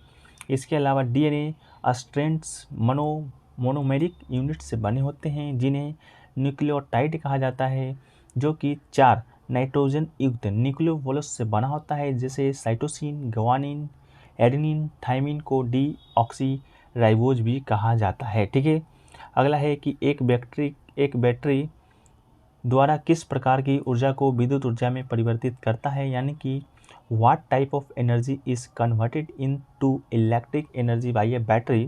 तो इसका राइट आंसर केमिकल हो जाएगा। बैटरी के बारे में डिस्कस करें तो ये एक उपकरण है जो कि रासायनिक ऊर्जा को संग्रहित करता है और इसे विद्युत ऊर्जा में परिवर्तित करता है। बैटरी का आविष्कार, जैसा कि हम जानते हैं, इसका श्रेय इतालवी जो वैज्ञानिक थे एलेसेंड्रो वोल्टा को जाता है। ठीक है, अगला है कि काई लाइकेन और छोटी झाड़ियाँ किस प्रकार की वनस्पति वन में पाई जाती हैं। In which type of vegetation are mosses lichens and small shrubs found. तो इसका राइट आंसर टुंड्रा हो जाएगा। टुंड्रा जलवायु के बारे में हम लोग कुछ देखें तो टुंड्रा जलवायु में सबसे गर्म महीने का औसत तापमान 0 डिग्री से अधिक लेकिन 10 डिग्री से कम होता है। इस प्रकार जलवायु आर्कटिक और अंटार्कटिक वृत्त के पास स्थित क्षेत्रों में अनुभव की जाती है। टुंड्रा भूमि वर्ष के अधिकांश समय बर्फ से ढकी रहती है। अगला है दक्कन का पठार किस नदी के दक्षिण में स्थित है, यानी कि to the south of Asia rivers is the Deccan plateau situated. तो आपका गंगा इसका राइट आंसर हो जाएगा। ठीक है, दक्कन का जो पठार है एक भौगोलिक रूप से भिन्न क्षेत्र है जो कि गंगा के मैदानों के दक्षिण में स्थित है, जो कि अरब सागर और बंगाल की खाड़ी के बीच स्थित है। इसमें सतपुरा रेंज के उत्तर में एक पर्याप्त क्षेत्र शामिल है जिसे लोकप्रिय रूप से विभाजित माना जाता है, उत्तरी भारत और दक्कन। ठीक है, अगला है आपका 1989 में राष्ट्रीय ग्रामीण रोजगार कार्यक्रम को किस योजना में मिलाया गया था, यानी कि in which schemes was the national rural employment programme merged in 1989। तो इसे 1989 में जवाहर रोजगार योजना में मिला दिया गया था। तो इसका राइट आंसर जवाहर रोजगार योजना हो जाएगा। अगला है कि भारत में राष्ट्रपति जो चुनाव है निम्नलिखित में से कौन कौन से निर्वाचक मंडल के हिस्सा होते हैं। तो जैसा कि आपको मालूम होगा, भारत का जो राष्ट्रपति है सीधे लोगों के द्वारा निर्वाचित नहीं होते हैं, बल्कि निर्वाचक मंडल के सदस्यों के द्वारा उनका निर्वाचन होता है। इसमें कौन कौन सदस्य होते हैं इसको ध्यानपूर्वक सुन लीजिएगा, बहुत काम आने वाला चीज़ है। तो संसद के दोनों सदनों के निर्वाचित सदस्य, संसद दोनों सदनों करने का अर्थ है लोकसभा और राज्यसभा। इसके अलावा राज्यों के विधानसभा के निर्वाचित सदस्य तथा दिल्ली और पुडुचेरी संघ शासित प्रदेशों की विधानसभा के निर्वाचित सदस्य भी सम्मिलित होते हैं। दिल्ली और पुडुचेरी के विधानसभा ये इंपॉर्टेंट है, और राज्यों के विधानसभा के निर्वाचित सदस्य और संसद के दोनों सदनों के निर्वाचित सदस्य को ध्यानपूर्वक पढ़िएगा। इस प्रकार संसद के दोनों सदनों का मनोनीत जो सदस्य होता है वो आपका भाग नहीं लेता है। राज्य विधानसभाओं के भी मनोनीत सदस्य भाग नहीं लेते हैं। इसके अलावा राज्य विधान परिषद जो कि द्विसदनीय विधायिका के मामले में भारत में 6 राज्यों में द्विसदनीय विधायिका है, तो वो भी भाग नहीं लेते हैं, चाहे निर्वाचित हो या मनोनीत हो। इसके अलावा दिल्ली तथा पुडुचेरी विधानसभा के मनोनीत सदस्य भी राष्ट्रपति के निर्वाचन में भाग नहीं लेते हैं। तो इसको एक और सुन लीजिएगा, ये बहुत ही आपका काम आने वाला चीज़ है। अगला है, हाल ही में किस राज्य सरकार ने छात्राओं के लिए पुदुमाई पेन योजना शुरू किया है। Which state government recently launch the Pudhumai Penn scheme for girls student. तो इसका राइट आंसर तमिलनाडु हो जाएगा। तमिलनाडु के जो मुख्यमंत्री हैं आपके एम के स्टालिन ने दिल्ली के मुख्यमंत्री अरविंद केजरीवाल की उपस्थिति में चेन्नई में एक समारोह में पुदुमाई पेन शीर्षक से मूलर रामेश्वरम अम्मेयर उच्च शिक्षा आश्वासन योजना शुरू किया है। ठीक है, अगला है 1855-56 में कौन सा विद्रोह हुआ था, यानी कि which rebellion took place in 1855 to 1856। तो इसका राइट आंसर आपका संथाल विद्रोह हो जाएगा। संथाल विद्रोह अंग्रेजों और जमींदारों के खिलाफ बिहार जो कि अब झारखंड हो गया है कि राजमहल पहाड़ियों में बसे संथाल जनजातियों का विद्रोह था। संथाल विद्रोह 1855-56 के दौरान आपका हुआ था। अगला है रामप्पा मंदिर किस भगवान को समर्पित है। तो Ramappa temple dedicated to which god. तो इसका राइट आंसर भगवान शिव हो जाएगा। ये तेलंगाना में है। तेलंगाना के काकतीय वंश के महाराजा गणपति देवा ने 1213 में इस मंदिर का निर्माण किया था। अभी तेलंगाना के वारंगल में ये स्थित है, भगवान शिव को समर्पित है। और रामप्पा मंदिर तेलंगाना का पहला विश्व धरोहर स्थल भी है, इसको भी आप याद रखिएगा। अगला है, वित्तीय वर्ष 2023 और 24 में कितनी सालाना आय से कम तक की राशि पर टैक्स माफ़ किया गया है। In the financial year 2023 and 2024 tax has been waived on the amount of less than how much annual income, तो आपका 7 लाख इसका राइट आंसर हो जाएगा। अगला है राहुल देवर्मन के द्वारा कौन सा गाना कंपोज किया गया है, which song was composed by Rahul Dev Burman, तो ए मेरी टोपी पलट गया, ये आपका राहुल देवर्मन के द्वारा कंपोज किया गया है। अगला है बजरंग पुनिया किस खेल से संबंधित है, यानी कि Bajrang Punia is related to which sports, तो इसका राइट आंसर आपका कुश्ती हो जाएगा। इसके अलावा बजरंग पुनिया को अर्जुन पुरस्कार से 2015 में सम्मानित किया गया है, पद्मश्री 2019 में दिया गया है, राजीव गांधी खेल रत्न पुरस्कार 2019 में ही दिया गया है और फिक्की इंडिया स्पोर्ट्स अवार्ड 2020 में दिया गया है। ठीक है, इस बात को भी याद रखिएगा। और उन्होंने 2020 का जो टोक्यो ओलंपिक हुआ था उसमें कांस्य पदक जीता है, इस बात को भी याद रखिएगा। इसके अलावा कुछ खेल और प्रसिद्ध खिलाड़ी भारतीय खिलाड़ी को देख लेते हैं। कुश्ती से कौन कौन से खिलाड़ी संबंधित हैं, तो केदी जादव हैं, सुशील कुमार है, योगेश्वर दत्त हैं, साक्षी मलिक हैं और विनेश फोगाट है जो कि आपका कुश्ती से संबंधित है। मुक्केबाजी से कौन कौन है, मुक्केबाजी से आपका मेरी कॉम है, विजेंद्र सिंह है, सरिता देवी है, डिंगो को सिंह है और हवा सिंह है। इसके अलावा हॉकी से देखिए कौन कौन है, तो ध्यानचंद है, संदीप सिंह है, रानी रामपाल है, सरदार सिंह है, मनप्रीत सिंह है, ये सभी आपका हॉकी से संबंधित है। फुटबॉल से देखिए कौन कौन से है, सुनील छेत्री हैं, भाईचुंग भुटिया हैं, गुरप्रीत सिंह संधू है, ये सभी खिलाड़ी आपके फुटबॉल से संबंधित हैं। ठीक है, वो दोस्तों है कि निम्नलिखित में से किस केंद्र शासित प्रदेश का अपना उच्च न्यायालय है। ठीक है, विच of the following union territories has its own high court, तो इसका जो राइट आंसर है फ्रेंड्स वो आपका दिल्ली हो जाएगा। दिल्ली ही एक ऐसा आपका केंद्र शासित प्रदेश है जहाँ उसका अपना है जो कि उच्च न्यायालय है। बाकी के जो उच्च न्यायालय हैं, बाकी के जो केंद्र शासित प्रदेश हैं वो अपना काम है जो कि अन्य राज्यों के उच्च न्यायालय से चलाते हैं। जैसे कि है आपका एक है दादर नागर हवेली, ये दोस्तों आपका बम्बे उच्च न्यायालय इसका कार्य क्षेत्र है। पुडुचेरी का दोस्तों आपका मद्रास उच्च न्यायालय है। अंडमान और निकोबार द्वीप समूह का दोस्तों कलकत्ता उच्च न्यायालय है और दिल्ली का दिल्ली उच्च न्यायालय है, तो इसका दोस्तों अपना एक उच्च न्यायालय है। इस प्रकार दिल्ली एकमात्र केंद्र शासित प्रदेश है जिसका अपना उच्च न्यायालय है और अन्य केंद्र शासित प्रदेश अपने उच्च न्यायालय को अन्य राज्यों के साथ साझा करते हैं। अगला है कि प्रार्थना समाज के संस्थापक कौन है, who was the founder of प्रार्थना समाज, तो इसका जो राइट आंसर है फ्रेंड्स वो आपका आत्माराम पांडुरंग दोस्तों आपका इसका राइट आंसर हो जाएगा। ठीक है, इसके अलावा 1867 में आत्माराम पांडुरंग ने प्रार्थना समाज की स्थापना की थी। प्रार्थना समाज का जो मुख्य उद्देश्य था लोगों को केवल एक भगवान में विश्वास कराना था और केवल एक ही भगवान की पूजा करना था। ठीक है, तो कब किया गया था ये भी दोस्तों आपके लिए इम्पोर्टेंट है, तो 1867 में इसको याद रख लीजिएगा, आत्माराम पांडुरंग के द्वारा। इसके अलावा और भी कुछ समाज है जैसे कि है ब्रह्म समाज, जिसके जो स्थापना किए थे राजा राम मोहन राय ने किए थे। वेद समाज है जिसकी स्थापना केशव चंद्र सेन और के श्रीधर किए थे। अगला है आर्य समाज जिसकी स्थापना आपके दयानंद सरस्वती ने किए थे। अगला है फ्रेंड्स कि उस्ताद अल्लाह रखा खां और सफ़ात अहमद खां किस वाद्य यंत्र के प्रमुख व्याख्याता थी, यानी कि Ustad Allah Rakha Khan and Safat Ahmed Khan were the main exponents of which musical instruments. ठीक है, तो इसका राइट आंसर आपका तबला हो जाएगा। ठीक है, और वाद्य यंत्र हैं जो कि संगीतकार जुड़े हुए हैं, जैसे कि तबला से और भी है संगीतकार, जैसे कि हैं जाकिर हुसैन जी हैं, अनिंदो चटर्जी हैं, अल्लाह रखा हैं, विक्रम घोष हैं, किशन महाराज हैं, शंकर घोष हैं, ये सभी व्यक्ति हैं तबला से जुड़े हुए हैं। बांसुरी से भी देख लेते हैं, बांसुरी से देखिए कौन कौन है, हरिप्रसाद चौरसिया जी हैं, प्रवीण गौड खिंडी हैं, पन्ना लाल घोष है, संसाक सूरमंदम हैं आदि हैं।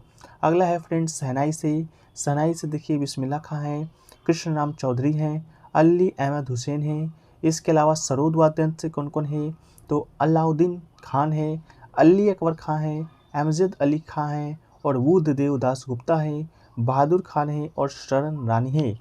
ये सभी जो व्यक्ति हैं आपके संगीतकार हैं, आपके सरोद से जुड़े हुए हैं।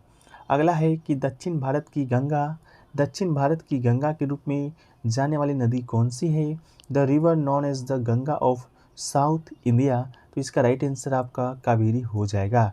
बात जब की जाएगी दक्षिण भारत की गंगा का तब दोस्तों आपका कावेरी होगा, लेकिन बात करेंगे दक्षिण गंगा का तब दोस्तों वहीं पर आपका जो नदी है वह आपका गोदावरी हो जाएगा। तो जब ये सवाल आपको देखने को मिले तो इस बात को याद रखिएगा कि दक्षिण गंगा पूछा गया है या दक्षिण भारत की गंगा पूछा गया है। ठीक है, चलिए अगला है कि असम में फसल काटने पर कौन सा त्यौहार मनाया जाता है, यानी कि which festival is celebrated on harvesting in Assam. तो इसका राइट आंसर बिहू हो जाएगा। असम का जो पूरा राज्य है हर साल अप्रैल माह में बोहाग बिहू को उत्साह और जोश से मनाता है। यह असमिया कैलेंडर वर्ष की शुरुआत का प्रतीक है। भारत में इस कटाई पर्व के माघ बिहू के नाम से भी जाना जाता है। अगला है कि the man who knew infinity पुस्तक किसकी जीवन पर लिखी गई है, यानी कि on whose biography is the book the man who knew infinity. तो इसका राइट आंसर श्रीनिवास रामानुजन हो जाएगा। The man who knew infinity भारतीय गणितज्ञ श्रीनिवासन रामानुजन के बारे में 2015 की ब्रिटिश जीवनी पर आधारित ड्रामा फिल्म है, जो कि रॉबर्ट कनिगल के द्वारा इस नाम की 1911 पर किताब पर आधारित है। ठीक है, चलिए अगला है कि ब्रह्म समाज की स्थापना किसने किया था। हु फाउंडेड द ब्रह्म समाज। तो राइट आंसर राजा राम मोहन राय। राजा राम मोहन राय ने एक और समाज की स्थापना की थी, आत्मीय सभा की स्थापना, जो कि आपका 1815 से 19 के बीच में किए थे। इसके अलावा ब्रह्म समाज की स्थापना उन्होंने 1828 में किया था। ठीक है, इस डेट को भी याद रखिएगा। इसके अलावा राजा राम मोहन राय को आधुनिक भारत के पिता के रूप में भी जाना जाता है। इसके अलावा भारतीय पुनर्जागरण के पिता के रूप में भी जाना जाता है। और आपका अतीत और भविष्य के बीच पुल के निर्माता के रूप में भी राजा राम मोहन राय जी को जाना जाता है। अगला है आपका हॉकी में कितने प्लेयर होते हैं, यानी कि how many players are there in hockey. तो इसका राइट आंसर फ्रेंड्स आपका 11 खिलाड़ी हो जाएगा। अगला है स्वतंत्रता का अधिकार है, जो कि किस में आता है। तो in whom does the right to freedom come. तो इसका राइट आंसर आपका मूल्य अधिकार हो जाएगा। फंडामेंटल राइट्स में आपका जो स्वतंत्रता का अधिकार है वो आपका आता है। स्वतंत्रता का अधिकार दोस्तों अनुच्छेद 19 से 22 में आता है। तो अनुच्छेद 19 को देखते हैं। अनुच्छेद 19 दोस्तों आपका स्वतंत्रता से संबंधित 6 अधिकारों का संरक्षण प्रदान करता है। वह 6 अधिकार कौन कौन सा है। पहला तो है भाषण और अभिव्यक्ति की स्वतंत्रता, दूसरा है सभा करने की स्वतंत्रता, तीसरा है संगठन बनाने की स्वतंत्रता, चौथा है आपका आंदोलन करने की स्वतंत्रता, पांचवा है आपका किसी भी स्थान पर निवास करने की स्वतंत्रता, और अगला है पेशा करने की स्वतंत्रता। तो ये 6 अधिकार 19 के अंतर्गत आते हैं। इसके अलावा अनुच्छेद जो 20 है अपराधों के लिए सजा के संबंध में संरक्षण प्रदान करता है। अनुच्छेद 21 है जो कि जीवन और व्यक्तिगत स्वतंत्रता का अधिकार देता है। अनुच्छेद 21A है जो कि प्रारंभिक शिक्षा का अधिकार देता है। अनुच्छेद जो 22 है कतिपय मामलों में गिरफ्तारी और निरोध से संरक्षण प्रदान करता है। ये जो अनुच्छेद 21 का ए जो आप देख रहे हैं ये दोस्तों आपका जोड़ा गया था भारतीय संविधान में। संविधान संशोधन हुआ था 86वां, उसी के माध्यम से 2002 ईस्वी में अनुच्छेद 21A को जोड़ा गया था। ठीक है, इसके अलावा मौलिक अधिकार की बात करेंगे तो वर्तमान में 6 मौलिक अधिकार हैं। तो बात रही कि कौन कौन से हैं, तो पहला है समानता का अधिकार, दूसरा है स्वतंत्रता का अधिकार, इसके अलावा है शोषण के विरुद्ध अधिकार, धर्म की स्वतंत्रता का अधिकार, सांस्कृतिक और शैक्षणिक अधिकार, और छठा है आपका संवैधानिक उपचारों का अधिकार। अगला है कि अंग्रेजों के भारत छोड़ने पर भारत की साक्षरता दर कितनी थी। What was the literacy rate of India when the British left India. तो आपका 16% राइट आंसर हो जाएगा। जब अंग्रेज 1947 में भारत में ब्रिटिश शासन को समाप्त किए थे या छोड़कर चले गए थे, तब साक्षरता दर थी जो कि आपका 16% थी। लेकिन अभी वर्तमान में 2011 की जनगणना के अनुसार साक्षरता दर कितना है, तो यह आपका 74.04% है। ठीक है, अगला है कि एक अम्ल और क्षार के बीच की प्रतिक्रिया को डैश के रूप में जाना जाता है, यानी कि the reaction between an acid and base is known as. तो इसका राइट आंसर आपका उदासीनीकरण हो जाएगा। ठीक है, उदासीनीकरण किसे कहते हैं, तो एक क्षार के साथ एक अम्ल की प्रतिक्रिया को उदासीनीकरण अभिक्रिया कहा जाता है। इसके अलावा और कुछ जो प्रक्रिया हैं उसके रूपांतरण है विवरण है उसको देख लेते हैं। एक है आपका ऊर्ध्वापातन, जिसे किसे कहा जाता है, तो बिना किसी तरल अवस्था में बदले ठोस है जो कि सीधे गैस अवस्था में परिवर्तित हो जाता है, उससे आपका ऊर्ध्वापातन कहा जाता है। वाष्पन किसे कहा जाता है? तो वाष्पीकरण जो किसी तरल की सतह पर होता है क्योंकि यह गैस अवस्था में बदल जाता है। इसके अलावा है कि आपका संघनन जो कि गैस का तरल में रूपांतरण आपका संघनन कहलाता है। एक है आपका निस्तारण जो कि अमिश्रित तरल पदार्थ या तरल के मिश्रण और एक निलंबन जैसे ठोस मिश्रण के पृथक्करण लेने की प्रक्रिया है। ठीक है। अगला है कि कौन सा पौधा है उत्तक मुख्य रूप से पानी और खनिजों के परिवहन से संबंधित है? तो which plant tissue is mainly concerned with the transport of water and minerals? तो इसका राइट आंसर आपका जाइलम हो जाएगा। जाइलम उत्तक के दो प्रकार के तत्वों अर्थात जाइलम वाहिकाएं और वाहिनिकाएं से होकर ही जल एवं खनिज को पौधे की जड़ों से उसकी पत्तियों तक पहुंचाया जाता है। अगला है उस बल का नाम बताना है जिसके द्वारा पृथ्वी सब कुछ अपनी ओर खींचती है, यानी कि what is the name of the force by which the earth pulls everything towards itself? तो इसका राइट आंसर गुरुत्वाकर्षण यानी कि ग्रेविटी हो जाएगा। गुरुत्वाकर्षण वह बल है जिसके द्वारा कोई ग्रह या अन्य पिंड वस्तु को अपने केंद्र की ओर खींचता है। गुरुत्वाकर्षण बल सूर्य के चारों ओर सभी ग्रहों को अपनी कक्षा में रखता है। ठीक है। अगला है विश्व का सबसे पुराना टेनिस टूर्नामेंट निम्नलिखित में से कौन सा है? यानी कि विच of the following is the oldest tennis tournament in the world? तो आपका राइट आंसर विंबलडन हो जाएगा। विंबलडन है जो कि सबसे पुराना ग्रैंड स्लैम टेनिस टूर्नामेंट है। इसकी शुरुआत आपका कब हुआ था? 1877 में हुआ है। यह आपका grass court tennis grand slam इन चारों टेनिस स्पर्धाओं में सबसे पुराना है, पूरी दुनिया में सबसे पुराना और अभी भी सक्रिय टेनिस टूर्नामेंट है। इस टेनिस जगत में सबसे प्रतिष्ठित के रूप में देखा जाता है और यह आमतौर पर जून के अंत से जुलाई की शुरुआत तक आयोजित किया जाता है। तो इस बात को भी याद रखिएगा, आयोजित कब किया जाता है? तो जून के अंत में और जुलाई की शुरुआत में। इसके अलावा टेनिस में 4 ग्रैंड स्लैम टूर्नामेंट होते हैं जैसे कि विंबलडन हो गया, ऑस्ट्रेलियन ओपन हो गया, फ्रेंच हो गया और यूएस ओपन हो गया। तो यूएस ओपन की बात करेंगे तो इसकी शुरुआत आपका 1881 में हुआ था। ये आपका सालाना आयोजित होता है। कब होता है? अगस्त में अंतिम सोमवार से शुरू होता है और सितंबर में 2 सप्ताह तक चलता है। मध्य सप्ताहांत में श्रम दिवस की छुट्टी के साथ ये मेल खाता है। इसके अलावा ये टूर्नामेंट है कहाँ खेला जाता है? तो हार्ड कोर्ट पर खेला जाता है। इस बात को भी याद रखिएगा। अगला है आपका फ्रेंच ओपन। ये आपका शुरू कब हुआ? 1891 में हुआ। इसे रोलैंड ग्रेव्स टूर्नामेंट के नाम से जाना जाता है। यह पेरिस में मई के अंत और जून की शुरुआत के बीच 2 सप्ताह में आयोजित है जो कि किया जाता है। इसके अलावा ये टूर्नामेंट है क्ले कोर्ट पर खेला जाता है। इस बात को भी याद रखिएगा। अगला है आपका ऑस्ट्रेलियन ओपन। ऑस्ट्रेलियन ओपन की बात करेंगे तो इसकी शुरुआत आपका 1905 में हुआ था।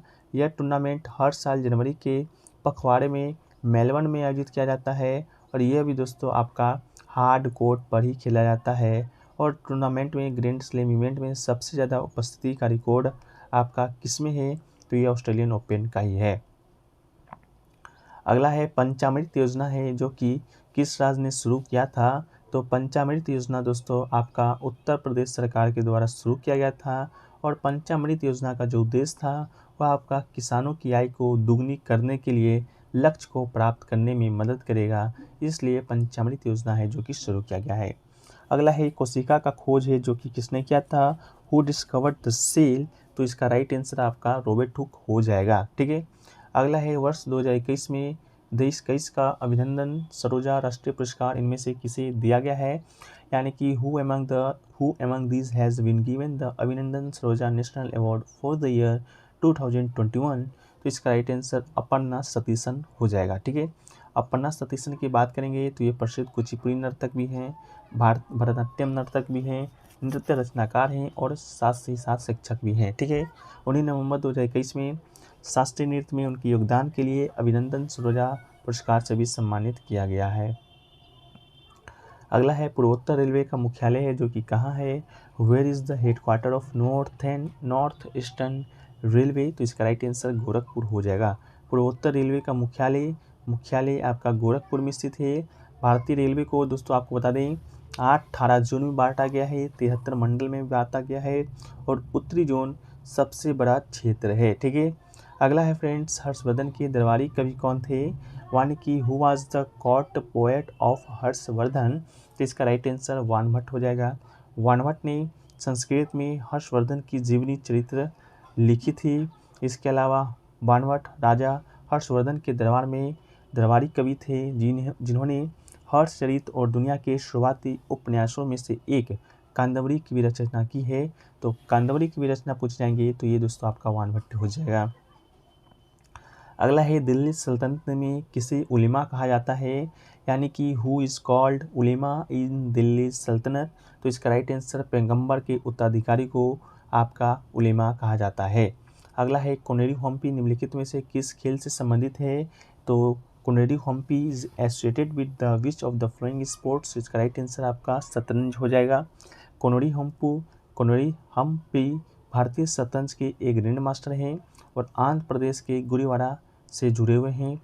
कोनेरी हम्पी की बात करेंगे तो उन्होंने 1998 और 2000 में विश्व युवा शतरंज चैंपियनशिप में 10, 12 और 14 वर्ष की लड़कियों के वर्ग में 3 स्वर्ण पदक जीते हैं। इसके अलावा अक्टूबर 2007 में वो जूडिथ पोलगर के बाद 2600 येलो रेटिंग अंक को पार करने वाली दूसरी महिला खिलाड़ी बनी है जिन्हें 2606वें स्थान पर रखा गया था। ठीक है,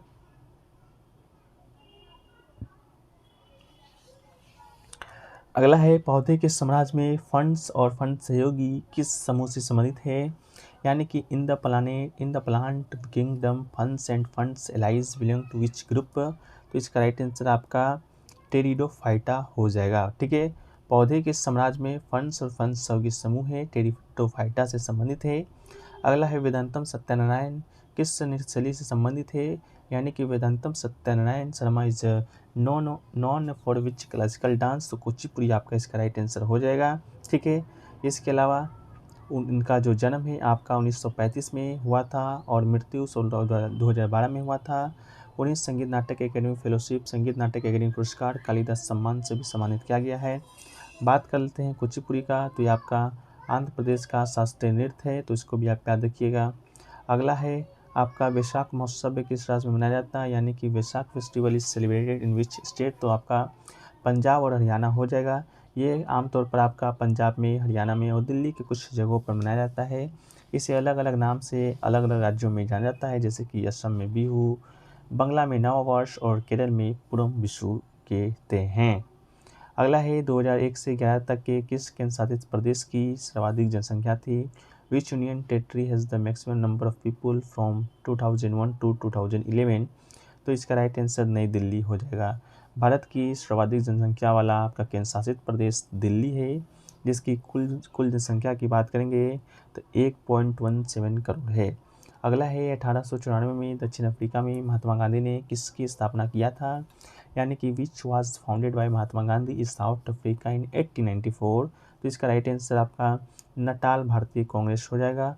नटाल भारतीय कांग्रेस की स्थापना 1894 में महात्मा गांधी ने दक्षिण अफ्रीका में किया था। गांधी का पहला जेल कार्यकाल आपका 1908 में दक्षिण अफ्रीका के जोहान्सबर्ग जेल में ही हुआ था।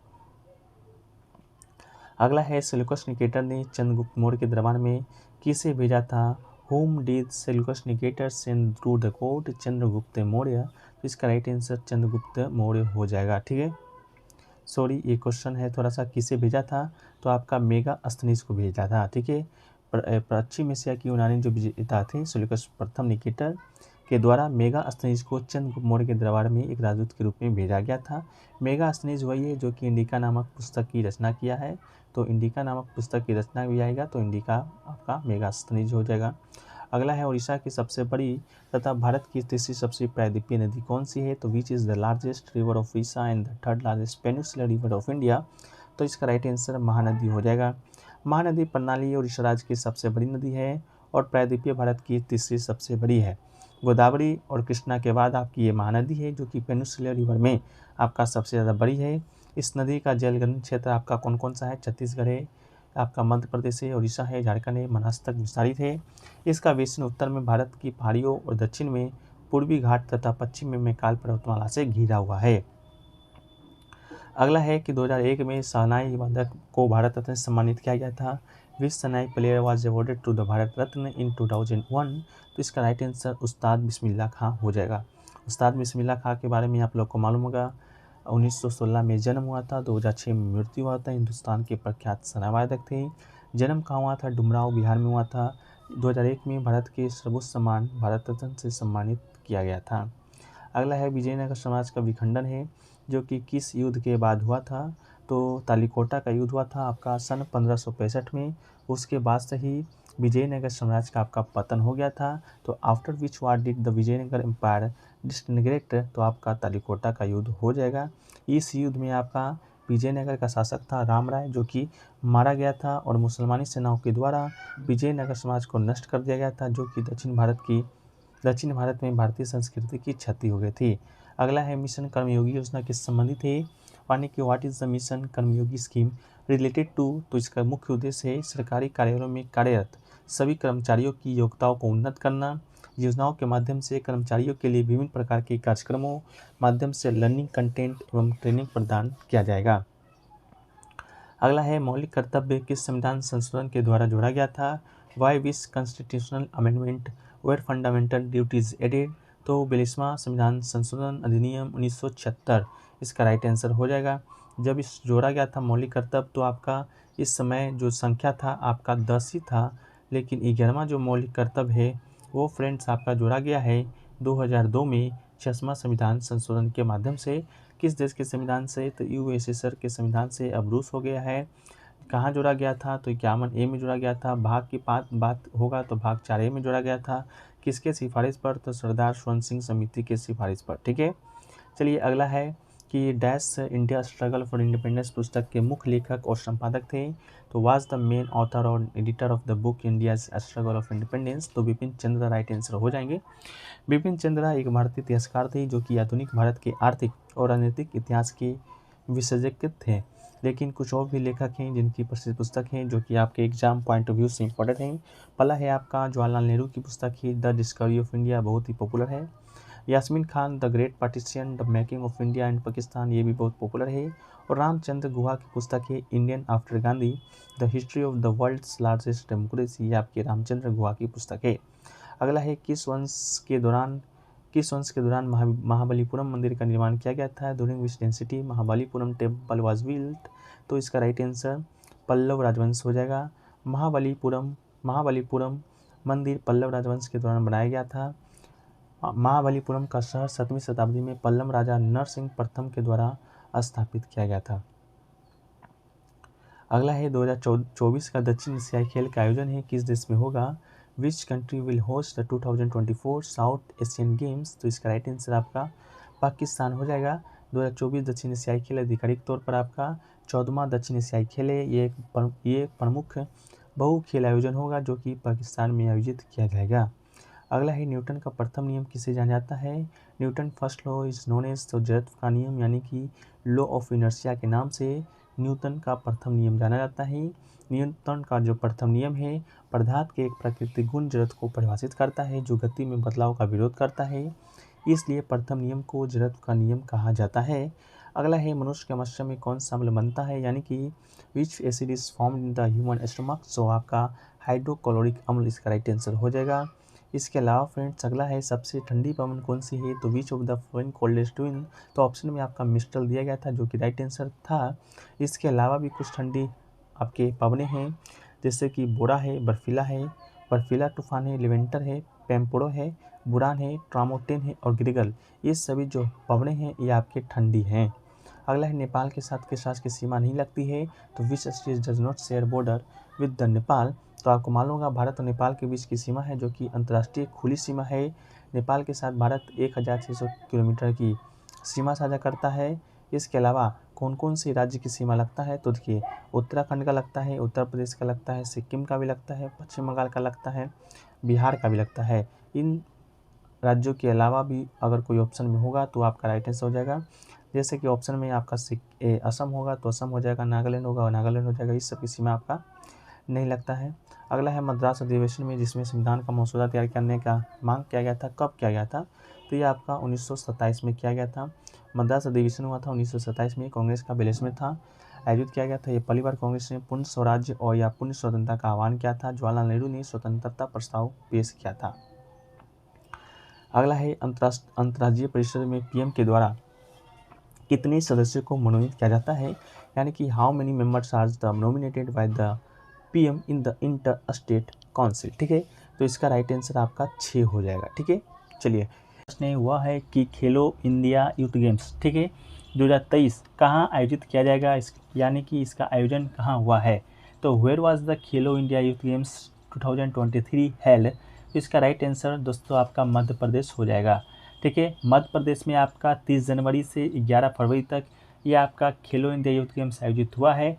मध्य प्रदेश और नई दिल्ली के 8 शहरों में कुल 11 अलग अलग स्थानों पर KIYG 2023 इवेंट का आयोजन किया गया था, जिसमें आपका पदक तालिका में बात करें तो महाराष्ट्र आपका 56 स्वर्ण जीता था, 55 रजत और 50 कांस्य पदक के साथ आपका महाराष्ट्र जो कि शीर्ष पर था, और सेकेंड स्थान पर आपका हरियाणा था जो कि 41 स्वर्ण पदक, 32 रजत पदक और 55 कांस्य पदक जीता था। ठीक है, ये 2023 का जो खेलो इंडिया यूथ गेम्स था, आपको बता दें ये आपका 5वां संस्करण था, तो इस बात को भी आप याद रखिएगा।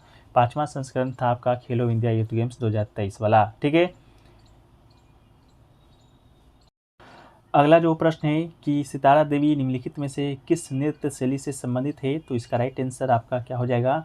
तो दोस्तों आपका कथक है जो कि इसका राइट आंसर आपका हो जाएगा। ठीक है, चलिए अगला जो प्रश्न है वह है आपका कि ठुमरी की रानी है जो कि किसे कहा जाता है, यानी कि who is known as the queen of thumri. तो इसका राइट आंसर दोस्तों आपका गिरिजा देवी हो जाएगा। ठीक है, गिरिजा देवी को ठुमरी की रानी के रूप में जाना जाता था, जो अर्थशास्त्र भारतीय संगीत की एक सामान्य शैली है। ठीक है, तो आपका राइट आंसर हो जाएगा। अगला है कि द पैलेस ऑफ इल्यूजन पुस्तक के लेखक कौन है, यानी कि who is the author of the palace of illusion. तो इसका राइट आंसर आपका चित्रा बनर्जी दिवाकरुणी आपका इसका राइट आंसर हो जाएगा। The palace of illusion Chitra Banerjee Divakaruni के द्वारा लिखित एक पुस्तक है जो कि महाभारत की एक अवशेष है, पांचाली या द्रौपदी के दृष्टिकोण से कहा गया है।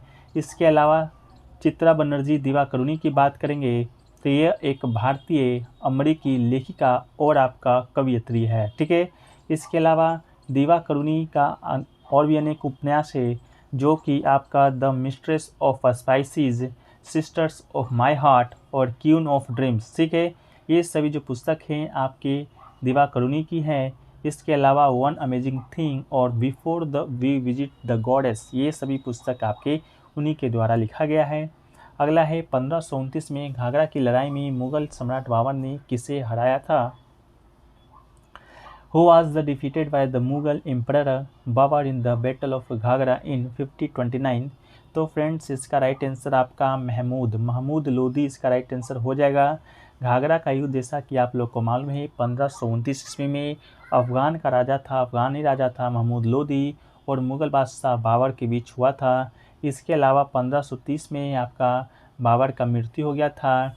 इसके अलावा 1526 में एक और बहुत ही इम्पॉर्टेंट युद्ध है पानीपत का प्रथम युद्ध जो कि बाबर और इब्राहिम लोदी के बीच हुआ था। इसको भी आपको है जो कि याद है रखना है। ठीक है, चलिए अगला प्रश्न की ओर बढ़ते हैं। तो अगला जो प्रश्न है वह है कि पृथ्वी का जो जुड़वां है के रूप में जाने वाला ग्रह कौन है, जाने वाला the planet known as the earth twin. तो इसका राइट आंसर है वो दोस्तों आपका क्या होगा, तो शुक्र इसका राइट आंसर आपका हो जाएगा। ठीक है, शुक्र ग्रह को पृथ्वी का जुड़वा माना जाता है क्योंकि इसका माप आकार बहुत हद तक पृथ्वी से मिलता जुलता है, इसकी संरचना बहुत समान है। इसके अलावा शुक्र की बात करेंगे तो आपका सबसे चमकीला ग्रह है और बिना सहायता वाली आंखों से भी आसानी से देखा जा सकता है। अगला है संगमरमर का रासायनिक सूत्र क्या है, the chemical formula of marble. तो इसका राइट आंसर आपका CaCO3 इसका राइट आंसर हो जाएगा। संगमरमर का रासायनिक नाम आपका कैल्शियम कार्बोनेट है। इसका रासायनिक सूत्र होता है CaCO3 और यह एक अकार्बनिक रासायनिक यौगिक है। ठीक है, इसके अलावा अगला जो क्वेश्चन है कि 2011 के जनगणना के अनुसार भारत में शहरी जनसंख्या का प्रतिशत आपका कितना था, यानी कि what was the percentage of urban population in India as per 2011 census. तो आपका राइट आंसर 31.16%, यानी कि 31.16% आपका राइट आंसर हो जाएगा। 2011 के जनगणना के अनुसार देश में कुल शहरी जनसंख्या आपका 377 मिलियन से अधिक है, जो कि कुल जनसंख्या का आपका 31.16% है। इसके अलावा तमिलनाडु सबसे अधिक शहरीकृत राज्य बना हुआ है, जिसमें 48.4% आबादी शहरी क्षेत्रों में रहती है। इसके बाद केरल है, जो कि 47.7% के साथ दूसरे स्थान पर है, और आपका महाराष्ट्र है, जो कि तीसरे स्थान पर है। अगला है, जल को शुद्ध करने के लिए आमतौर पर उपयोग की जाने वाली रासायनिक विधि निम्नलिखित में से कौन सी है। ठीक है, अगला प्रश्न आपका ये है, तो देखिए, which of the following is commonly used chemical method to purify water. तो इसका राइट आंसर आपका कॉलोनीकरण, यानी कि राइट आंसर हो जाएगा जल को शुद्ध करने के लिए उपयोग की जाने वाली सबसे समान विधि है कॉलोनीकरण। जल का क्लोरीनीकरण कर जल में क्लोरीन और क्लोरीन यौगिक जैसे सोडियम हाइपोक्लोराइट मिलाने की एक प्रक्रिया है। इस विधि का उपयोग जल में जीवाणु, विषाणु और अन्य रोगाणु को मारने के लिए किया जाता है। अगला है, प्रधानमंत्री ग्रामोदय योजना किस वर्ष शुरू किया गया था। इन विच ईयर प्रधानमंत्री ग्रामोदय योजना वाज लॉन्च्ड। तो इसका जो राइट आंसर आपका हो जाएगा वो आपका 2000 राइट आंसर हो जाएगा। अगला है, स्वामी विवेकानंद के आध्यात्मिक गुरु कौन थे, यानी कि who was the spiritual teacher of Swami Vivekananda. तो राइट आंसर आपका रामकृष्ण परमहंस आपका राइट आंसर हो जाएगा। अगला है, आगरा का किला का निर्माण किसने कराया था। Who build the fort of Agra. तो मुगल बादशाह अकबर के द्वारा कराया गया था। वहीं दिल्ली का लाल किला का निर्माण की बात की जाएगी तो आपका शाहजहां ने करवाया था। लेकिन आगरा का किला मुगल बादशाह के द्वारा 1565 ईस्वी के आसपास शुरू किया गया था। इसके अलावा 1983 में आगरा के किले को यूनेस्को की विश्व धरोहर स्थल की सूची में सम्मिलित किया गया था। इसके अलावा अगला है आपका सुल्तान जोहर कप है, जो कि किससे संबंधित है, यानी कि with whom is the sultan Johar cup associated. तो आपका राइट आंसर हॉकी हो जाएगा। सुल्तान जोहर कप आपका मलेशिया में आयोजित एक वार्षिक अंतर्राष्ट्रीय under 21 man field hockey tournament है। 2011 में शुरू हुआ था और यह प्रतिवर्ष आपका आयोजित अब होता है। इसके अलावा है अगला, कपास थर्मल पावर स्टेशन कहाँ पर है। वेयर इज़ द कपास थर्मल पावर स्टेशन लोकेटेड। तो आपका इसका राइट आंसर गुजरात हो जाएगा। अगला है, कोडो कुटकी किस फसल से संबंधित है, यानी कि Kodo Kutki are related to which crop. तो आपका बाजरा यानी कि मिलेट इसका राइट आंसर हो जाएगा। कोडू और कुटकी बाजरा प्रजाति के अनाज है। इनका वानस्पतिक नाम की बात करेंगे तो पेस्पोलम अस्क्रोबाइकुलेटम और पेनिकुम सुबरटेंस है। और कोडू कुटकी दाने के चावल की तरह खाया जाता है। इसके दाने में क्रमशः 8.3 और 7.7 ग्राम प्रोटीन होता है। डिंडोरी जिले में पहाड़ों की ढलानों में अधिकांश क्षेत्रों में बैंगा और गोंडा समुदाय के द्वारा इनकी खेती की जाती है। इसके अलावा जिले के मेहतवनी विकासखंड में तेजस्वी कार्यक्रम के तहत महिलाएं स्वयं सहायता समूह के द्वारा कोडो कुटकी की जैविक खेती का व्यापक रूप से उपयोग कर रही है। अगला है, किस राज्य में उगादी एक महत्वपूर्ण उत्सव के रूप में मनाया जाता है। तो राइट आंसर आपका कर्नाटक हो जाएगा। उगादी को कर्नाटक में नए साल के रूप में मनाया जाता है। इसके अलावा आंध्र प्रदेश में मनाया जाने वाला एक अन्य प्रसिद्ध त्यौहार है संक्रांति और रोटी उत्सव। तो इसको भी आप याद रखिएगा। अगला है, सितंबर 2022 में निर्मला सीतारमण जी के द्वारा दक्षिण एशियाई अध्ययन के लिए कौन सी ई लर्निंग प्लेटफॉर्म है जो कि लॉन्च किया गया है, यानी कि which e learning platform for South Asian studies was launched by Nirmala Sitharaman in September 2022। तो आपका राइट आंसर आपका भारत विद्या, ठीक है, भारत विद्या राइट आंसर हो जाएगा। अगला है, केंद्र में द्वैध शासन किस अधिनियम के अंतर्गत स्थापित किया गया था। Under which act the directory was establish in the centre. तो आपका राइट आंसर भारत सरकार अधिनियम 1935 आपका राइट आंसर हो जाएगा।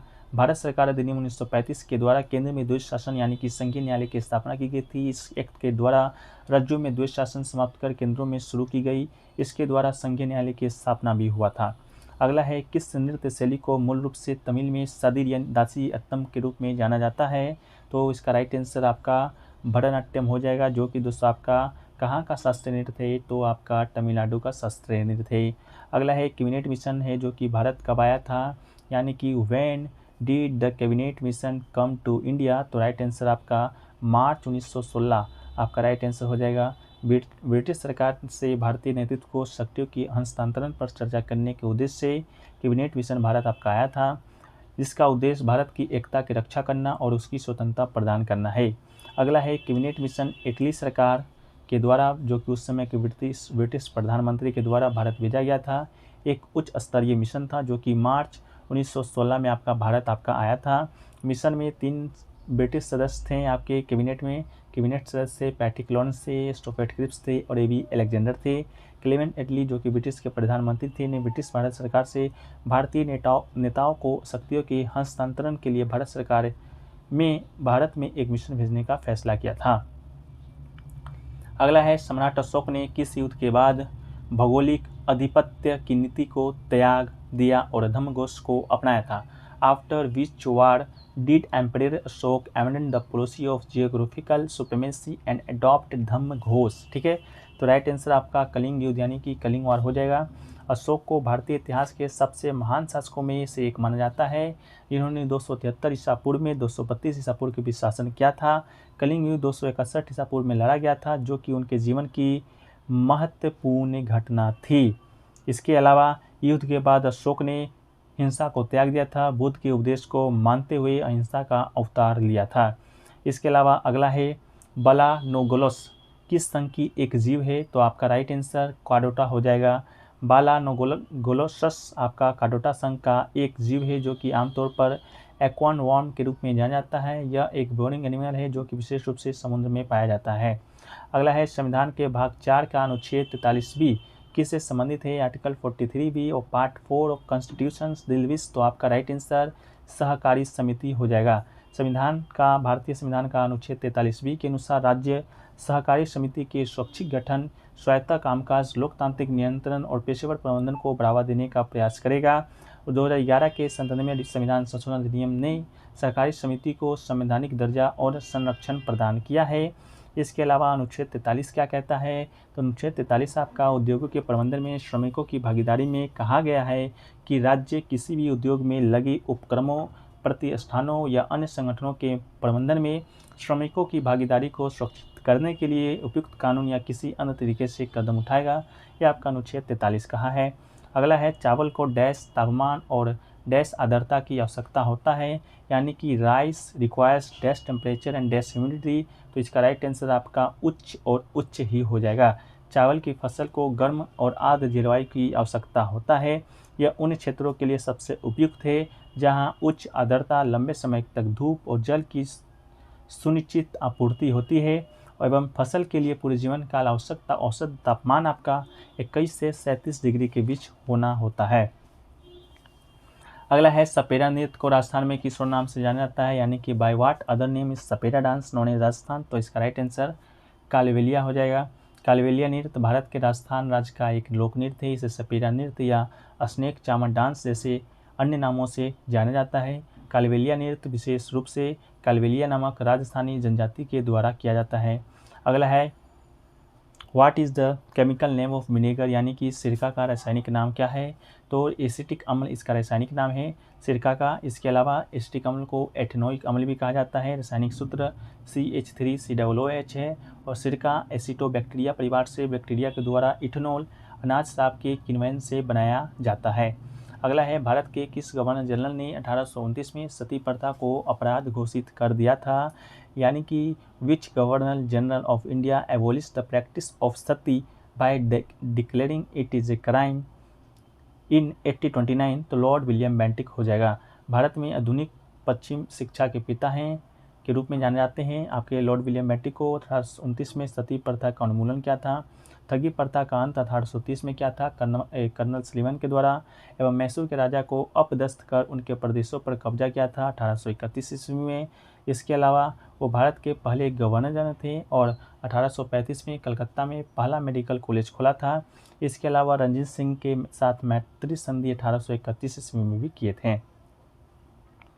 अगला है गिर वन्यजीव अभयारण्य निम्नलिखित में से किस जानवर के संरक्षण के लिए बनाया जाता है, तो आपका राइट आंसर शेर हो जाएगा।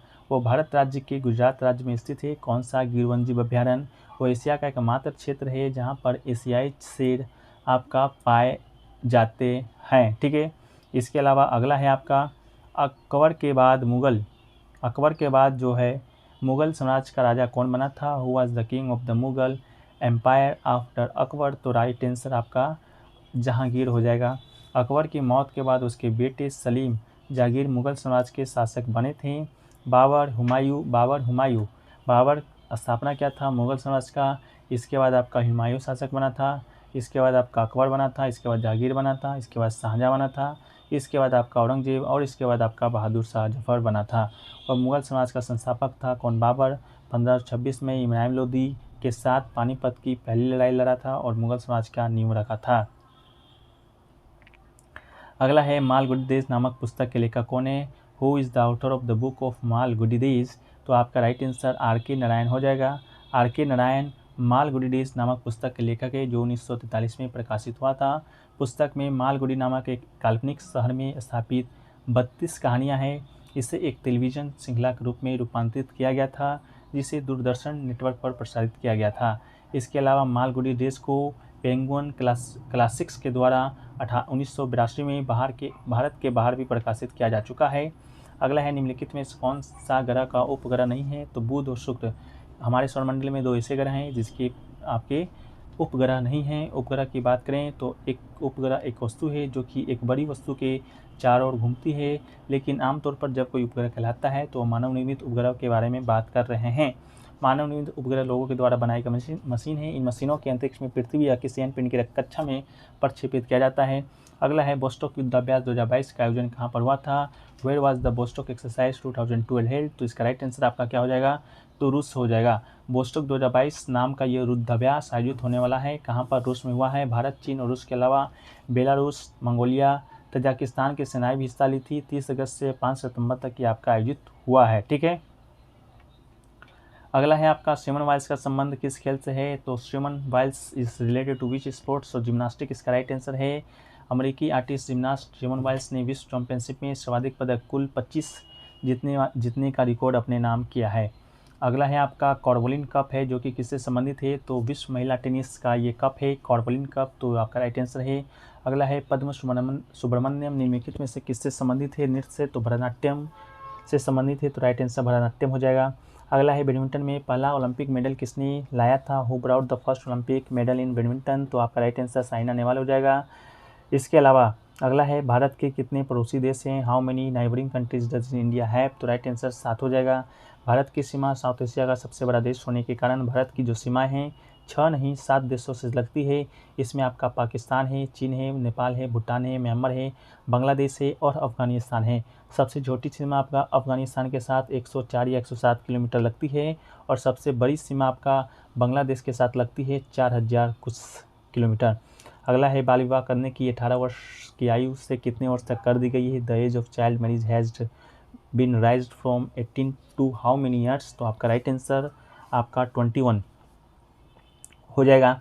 अगला है रावण पहाड़ी गुफा किस राज्य में स्थित है? तो राइट आंसर आपका कर्नाटक हो जाएगा। अगला है हरे और कोमल तने पौधे को डैश कहा जाता है? तो हर्बल इसका राइट आंसर हो जाएगा, हर्बल कहा जाता है। हरे और कोमल तने वाले पौधे को हर्बल कहा जाता है। हरे और कोमल तने वाले पौधे को हर्बल कहा जाता है। इसका उदाहरण में टमाटर है, गेहूँ है। पेड़ के तने के ऊपरी हिस्से में ज़मीन से बहुत ऊपर शाखाएँ उसकी होती है। झाड़ियाँ के पास तने की शाखाएँ होती है। इसके अलावा अगला है 36वीं संसदीय राष्ट्र समिति की अध्यक्षता किसने किया था? तो राइट आंसर अमित शाह जी हो जाएंगे।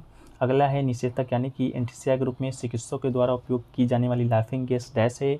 Laughing gas used by doctor is anaesthesia is, तो राइट आंसर आपका नाइट्रस ऑक्साइड आपका इसका राइट आंसर हो जाएगा।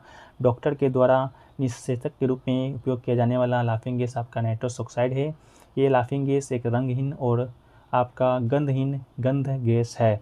इसके अलावा नाइट्रस ऑक्साइड की खोज 1793 में जोसेफ प्रिस्टली ने किया था।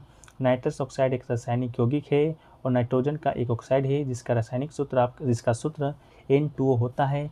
इसके अलावा यह एक आपका अग्निरोधी गैस है, ये जल में घुलनशील भी है।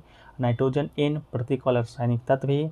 इसका परमाणु क्रमांक संख्या आपका 7 है और पृथ्वी के वायुमंडल में 78% नाइट्रोजन गैस है। अगला है वह पर्दा जो अपने से विद्युत प्रवाहित नहीं होने देता है क्या कहलाता है? The substance which does not allow electricity to pass through it is called. तो विद्युत इंसुलेटर आपका इसका राइट आंसर हो जाएगा। एक विद्युत इंसुलेटर एक ऐसी सामग्री है जिसका आंतरिक विद्युत आवेश स्वतंत्र रूप से प्रवाहित नहीं होता है और विद्युत क्षेत्र के प्रभाव में इसके माध्यम से बहुत कम विद्युत धाराएं प्रवाहित होती है। अन्य सामग्रियों अर्धचालकों कंडक्टरों के विपरीत है जो विद्युत प्रवाह को अधिक आसानी से संचालित करती है। अगला है आपका लिंगानुपात का अर्थ क्या होता है? तो लिंगानुपात का अर्थ आपका प्रति 1000 पुरुष पर स्त्रियों की संख्या को लिंगानुपात कहते हैं। लिंगानुपात की बात करेंगे तो आपका सबसे ज़्यादा किस राज्य का लिंगानुपात है? तो सबसे ज़्यादा आपका लिंगानुपात आपका बात करेंगे तो ये आपका केरल राज्य का है। इसके अलावा सबसे कम लिंगानुपात की बात करेंगे तो ये शायद आपका हरियाणा का है। ठीक है, केरल का लिंगानुपात आपका 1084 है, यानी कि 1000 पुरुष पर 1084 महिलाएं यहाँ के केरल राज्य में निवास करती हैं। ठीक है, क्वेश्चन है कि तराइन का प्रथम युद्ध आपका कब हुआ था, यानी कि when did the first battle of Tarain take place. तो इसका जो राइट आंसर है आपका 1191 ईस्वी हो जाएगा। ठीक है, तराइन का जो प्रथम युद्ध है आपका 1191 में तराइन के मैदान में लड़ा गया था। ये युद्ध आपका हिंदू राजपूत राजा पृथ्वीराज चौहान और भारत पर हमला करने वाला मुस्लिम आक्रमणकारी साउद्दीन मोहम्मद गोरी के मध्य लड़ा गया था। इस युद्ध में मोहम्मद गोरी की करारी हार हुई थी, उसकी सेना भाग खड़ी हुई थी। ठीक है, तो ये तो आपका प्रथम युद्ध का बात रहा। लेकिन तराइन का द्वितीय युद्ध भी आपका बस एक साल बाद 1192 ईस्वी में भी हुआ था। ये युद्ध दोनों सेम शासकों के बीच हुआ था। पहला तो पृथ्वीराज तृतीय जिसे कि चौहान के रूप में जाना जाता है, दूसरा आपका मोहम्मद गोरी। ठीक है, इसमें क्या हुआ था, पृथ्वीराज की सेना पराजय हो गई थी। ठीक है, प्रथम में जीत गई थी लेकिन द्वितीय में आपका पृथ्वीराज की सेना ने हार गया था। अगला है कि मल्लिका साराभाई को पद्म भूषण पुरस्कार कब मिला था, यानी कि when did the Mallika Sarabhai get the Padma Bhushan award. ठीक है, तो इसका जो राइट आंसर आपका हो जाएगा वो आपका 2010 हो जाएगा। 2010 में मल्लिका साराभाई को पद्म भूषण से सम्मानित किया गया था। यह एक भारतीय राष्ट्रीय शास्त्रीय नृत्यांगना मृणाली साराभाई प्रसिद्ध अंतरिक्ष वैज्ञानिक थे। विक्रम साराभाई की बेटी और मल्लिका एक कुशल कुचिपुड़ी और भरतनाट्यम नर्तकी के कलाकार के रूप में भी जानी जाती थी। ठीक है, तो शास्त्रीय नृत्य कौन कौन सा है, भरतनाट्यम और कुचिपुड़ी, दोनों से ये संबंधित व्यक्ति हैं। अगला है जीवीए का फुल फॉर्म क्या होगा, तो what is the full form of GVA. तो इसका राइट आंसर आपका ग्रोस वैल्यू एडेड, इसका राइट आंसर हो जाएगा। सकल मूल्य वर्धित या सकल मूल्य संवर्धन, ग्रोस वैल्यू एडेड। जीवीए अर्थशास्त्र में किसी भी क्षेत्र, उद्योग, अर्थव्यवस्था या व्यवसायिक क्षेत्र में उत्पादित माल व सेवाओं के मूल्य की माप है। राष्ट्रीय खाते में जीवीए उत्पादन शून्य मध्यवर्ती खपत होता है। ठीक है, अगला है कि बैडमिंटन के मैदान की लंबाई और चौड़ाई कितनी होता है, यानी कि what is the length and width of the badminton court. तो बैडमिंटन वर्ल्ड फेडरेशन के दिशा निर्देशों के अंतर्गत बैडमिंटन कोर्ट की जो लंबाई है आपका 13.40 मीटर यानी कि 44 फीट सिंगल्स और डबल का बनाया जाता है। वहीं कोर्ट्स के लिए सिंगल की जो चौड़ाई होता है, सिंगल्स के लिए चौड़ाई 5.8 मीटर 17 फीट और डबल्स के लिए 6.1 मीटर 20 फीट रखा गया है। ठीक है, अगला है कि शिंजो आबे किस देश के पूर्व प्रधानमंत्री थे। तो Shinzo Abe was the former prime minister of which country. तो इसका राइट आंसर आपका क्या होगा, जापान हो जाएगा। ठीक है, अगला है कि नाटी लोक नृत्य किस राज्य का है। तो Nati folk dance belongs to which state. तो आपका इसका राइट आंसर आपका क्या हो जाएगा, हिमाचल प्रदेश हो जाएगा। ठीक है, इसके अलावा अगला है आपका कि हिमाचल प्रदेश का बहुत ही प्रसिद्ध लोक नृत्य नाटी के नाम से जाना जाता है। अगला है बृहदेश्वर मंदिर का निर्माण है जो कि किसके शासनकाल में हुआ था। In whose design was the Brihadeeswara temple build. तो चोल शासक था प्रथम राजा चोल। तो इसका राइट आंसर हो जाएगा। इसका निर्माण है आपका 1003 से 1010 ईस्वी के बीच चोल शासक प्रथम राजा चोल ने करवाया था। उनके नाम पर ही इसे राजराजेश्वर मंदिर के नाम भी दिया जाता है। अगला है संविधान में नीति निर्देशक तत्व जो कि किस भाग में है, यानी कि in which part of the constitutions are the directive principle of state policy. तो इसका राइट आंसर आपका भाग 4 हो जाएगा। संविधान के भाग 4 में राज्य की नीति निषेध तत्व सिद्धांत का उल्लेख अनुच्छेद 36 से 51 तक किया गया है। डॉक्टर भीमराव अम्बेडकर ने इस सिद्धांत को भारतीय संविधान की नवीन विशेषताओं के रूप में वर्णित किया है। इसके अलावा मौलिक अधिकारों के साथ साथ नीति निषेध सिद्धांतों में संवैधानिक दर्शन है और संविधान की आत्मा है। अगला है कि राष्ट्रीय जलमार्ग संख्या 2 है, जो कि किस नदी पर स्थित है, यानी कि national waterway number 2 is situated on the which river.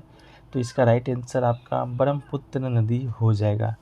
Bangladesh सीमा से सदिया के बीच 891 किलोमीटर की लंबाई वाली ब्रह्मपुत्र नदी को राष्ट्रीय जलमार्ग संख्या 2 के रूप में घोषित किया गया था। अगला है आपका, इसे 1988 में राष्ट्रीय जलमार्ग घोषित किया गया है और एक पांडु बंदरगाह है जो राष्ट्रीय जलमार्ग 2 का सबसे बड़ा और महत्वपूर्ण बंदरगाह भी है। अगला है कि द्वैध शासन प्रणाली की शुरुआत किसने किया था? हु स्टार्टेड डायचरी सिस्टम? तो आपका राइट आंसर रॉबर्ट क्लाइव हो जाएगा। रॉबर्ट क्लाइव 1757 से 1760 तक के दौरान, इसके बाद पुनः 1765 से 1777 के दौरान बंगाल का नवाब रहा था। उसने 1757 में पलासी में सिराजुद्दौला के खिलाफ कंपनी की सेना का नेतृत्व किया था। इसके अलावा भारत में द्वैध शासन प्रणाली की शुरुआत की बात करेंगे तो यह आपका रॉबर्ट क्लाइव ने ही शुरू किया था, द्वैध शासन। ठीक है, उसने 1765 ईस्वी में बंगाल में द्वैध शासन प्रणाली शुरुआत की थी और इसे 1772 तक जारी रखा था। अगला है, कृषि जनगणना कितने वर्षों में होती है? In how many years is agriculture census conducted? तो इसका राइट आंसर प्रत्येक 5 ईयर। ठीक है, इसका आयोजन है जो कि कृषि सहकारिता और किसान कल्याण विभाग के द्वारा प्रत्येक 5 वर्षों में कराया जाता है। कृषि जनसंख्या में परिचालन संपत्ति से संबंधित आंकड़ों को जनगणना के माध्यम से तैयार किया जाता है। पहली बार कृषि जनगणना 1970 से 71 ईस्वी में हुआ था, तो इसको भी आप याद रखिएगा। अगला है, आर के नारायण की पुस्तक कौन सी है, यानी कि which is the book of R K Narayan? तो आर के नारायण के उल्लेखनीय लेखन में आपका एक तो पुस्तक है मालगुडी डेज, जो कि पूछा जा चुका है। दूसरा है आपका the man eater of Malgudi. तीसरा है द गाइड। अगला है स्वामी एंड फ्रेंड्स और द वेंडर ऑफ स्वीट्स, आपकी पुस्तक शामिल है। उनकी जो पुस्तक है द गाइड 1958 में साहित्य अकादमी पुरस्कार दिलाया था आर के नारायण जी को। अगला है बंगाल विभाजन कब हुआ था? When was the partition of Bengal? तो इसका राइट आंसर 1905 हो जाएगा। 19 जुलाई 1905 को तत्कालीन वायसराय लॉर्ड कर्जन ने बंगाल विभाजन की घोषणा की थी और 16 अक्टूबर 1905 को लागू किया था, लेकिन लॉर्ड हार्डिंग ने 1911 ईस्वी में इसे वापस ले लिया था। अगला है आपका कि वज्जी संघ की राजधानी कहाँ थी? Where was the capital of Vajji? तो इसका राइट आंसर वैशाली हो जाएगा। वज्जी या वज्जी प्राचीन भारत के 16 महाजनपदों में से एक था। कई छोटे राज्यों को मिलाकर इसकी उत्पत्ति हुई थी और इसकी राजधानी वैशाली थी। जैसा कि आपका 16 जनपदों का उल्लेख है, तो 16 जनपदों की राजधानी भी हम लोग देख लेते हैं। पहला है आपका कम्बोज, जिसकी राजधानी राजपूत है। अगला है मत्स्य, जिसकी राजधानी विराटनगरी है। अगला है अस्माक, जिसकी राजधानी आपकी पटना है। अंग, जिसकी राजधानी आपका चंपा है। इसके अलावा अगला है वत्स, जिसकी राजधानी आपका कौशाम्बी है। और अवंती, जिसकी उत्तर की राजधानी उज्जैन और दक्षिण की राजधानी आपकी महिष्मती है। इसके अलावा काशी की राजधानी आपका बनारस है। इसके अलावा कौशल की राजधानी की बात करेंगे तो श्रावस्ती है। सूरसेन की राजधानी आपका मथुरा है। मगध की राजधानी गिरिवर्ष या पाटलिपुत्र ऑप्शन के अनुसार मानना है। चैदी वंश की राजधानी आपका सुक्तिमती है। पांचाल के उत्तरी क्षेत्र की राजधानी आपका अहिच्छत्र है और दक्षिण का कौंपिल्य है। मल का कुशीनगर है। कुरु का आपका इंद्रप्रस्थ है और गांधार का आपका राजधानी तक्षशिला है। ठीक है, अगला है 2011 की जनगणना के अनुसार सबसे ज़्यादा जनसंख्या किस राज्य का है? Which state has the largest population according to the 2011 census? इसका राइट आंसर आपका उत्तर प्रदेश हो जाएगा। 2011 की जनगणना भारत की 15वीं और आज़ादी के बाद की 7वीं जनगणना है। 2011 की जनगणना का आदर्श वाक्य है हमारी जनगणना हमारा भविष्य। पहली जनगणना की बात करेंगे तो 1872 ईस्वी में आपका हुआ था, लेकिन पहली संपूर्ण जनगणना की बात करें तो नियमित जनगणना की बात करेंगे तो आपका 1881 में हुआ था। अगला है कि सबसे अधिक आबादी वाला राज्य, तो आपका उत्तर प्रदेश था। सबसे कम आबादी वाला राज्य संघ क्षेत्र आपका लक्षद्वीप था। उच्चतम जनसंख्या केंद्र शासित प्रदेश कहाँ का है, तो दिल्ली का था। उच्चतम लिंगानुपात तो आपका केरल का है। इसके अलावा उच्चतम साक्षरता दर भी आपका कहाँ का है, तो केरल का ही है। और उच्चतम जनसंख्या की बात करेंगे तो बिहार का है। और निम्नतम घनत्व आपका अरुणाचल प्रदेश का है। ठीक है। अगला है, निम्न में से किस दशक में भारत की जनसंख्या में नकारात्मक वृद्धि दर्ज की गई थी। In which of the following decade negative growth rate of population of India was recorded. तो इसका राइट आंसर 1911 से 1912 हो जाएगा। 1911 से 1921 हो जाएगा, सॉरी। 1911 से 1921 में भारत की जनसंख्या में नकारात्मक वृद्धि दर्ज की गई थी। वर्ष 1921 में 2100 को वर्ष जनसांख्यिकी विभाजन के रूप में जाना जाता है, क्योंकि एकमात्र जनगणना वर्ष है जब जनसंख्या वृद्धि में कमी आपका आया था। ठीक है।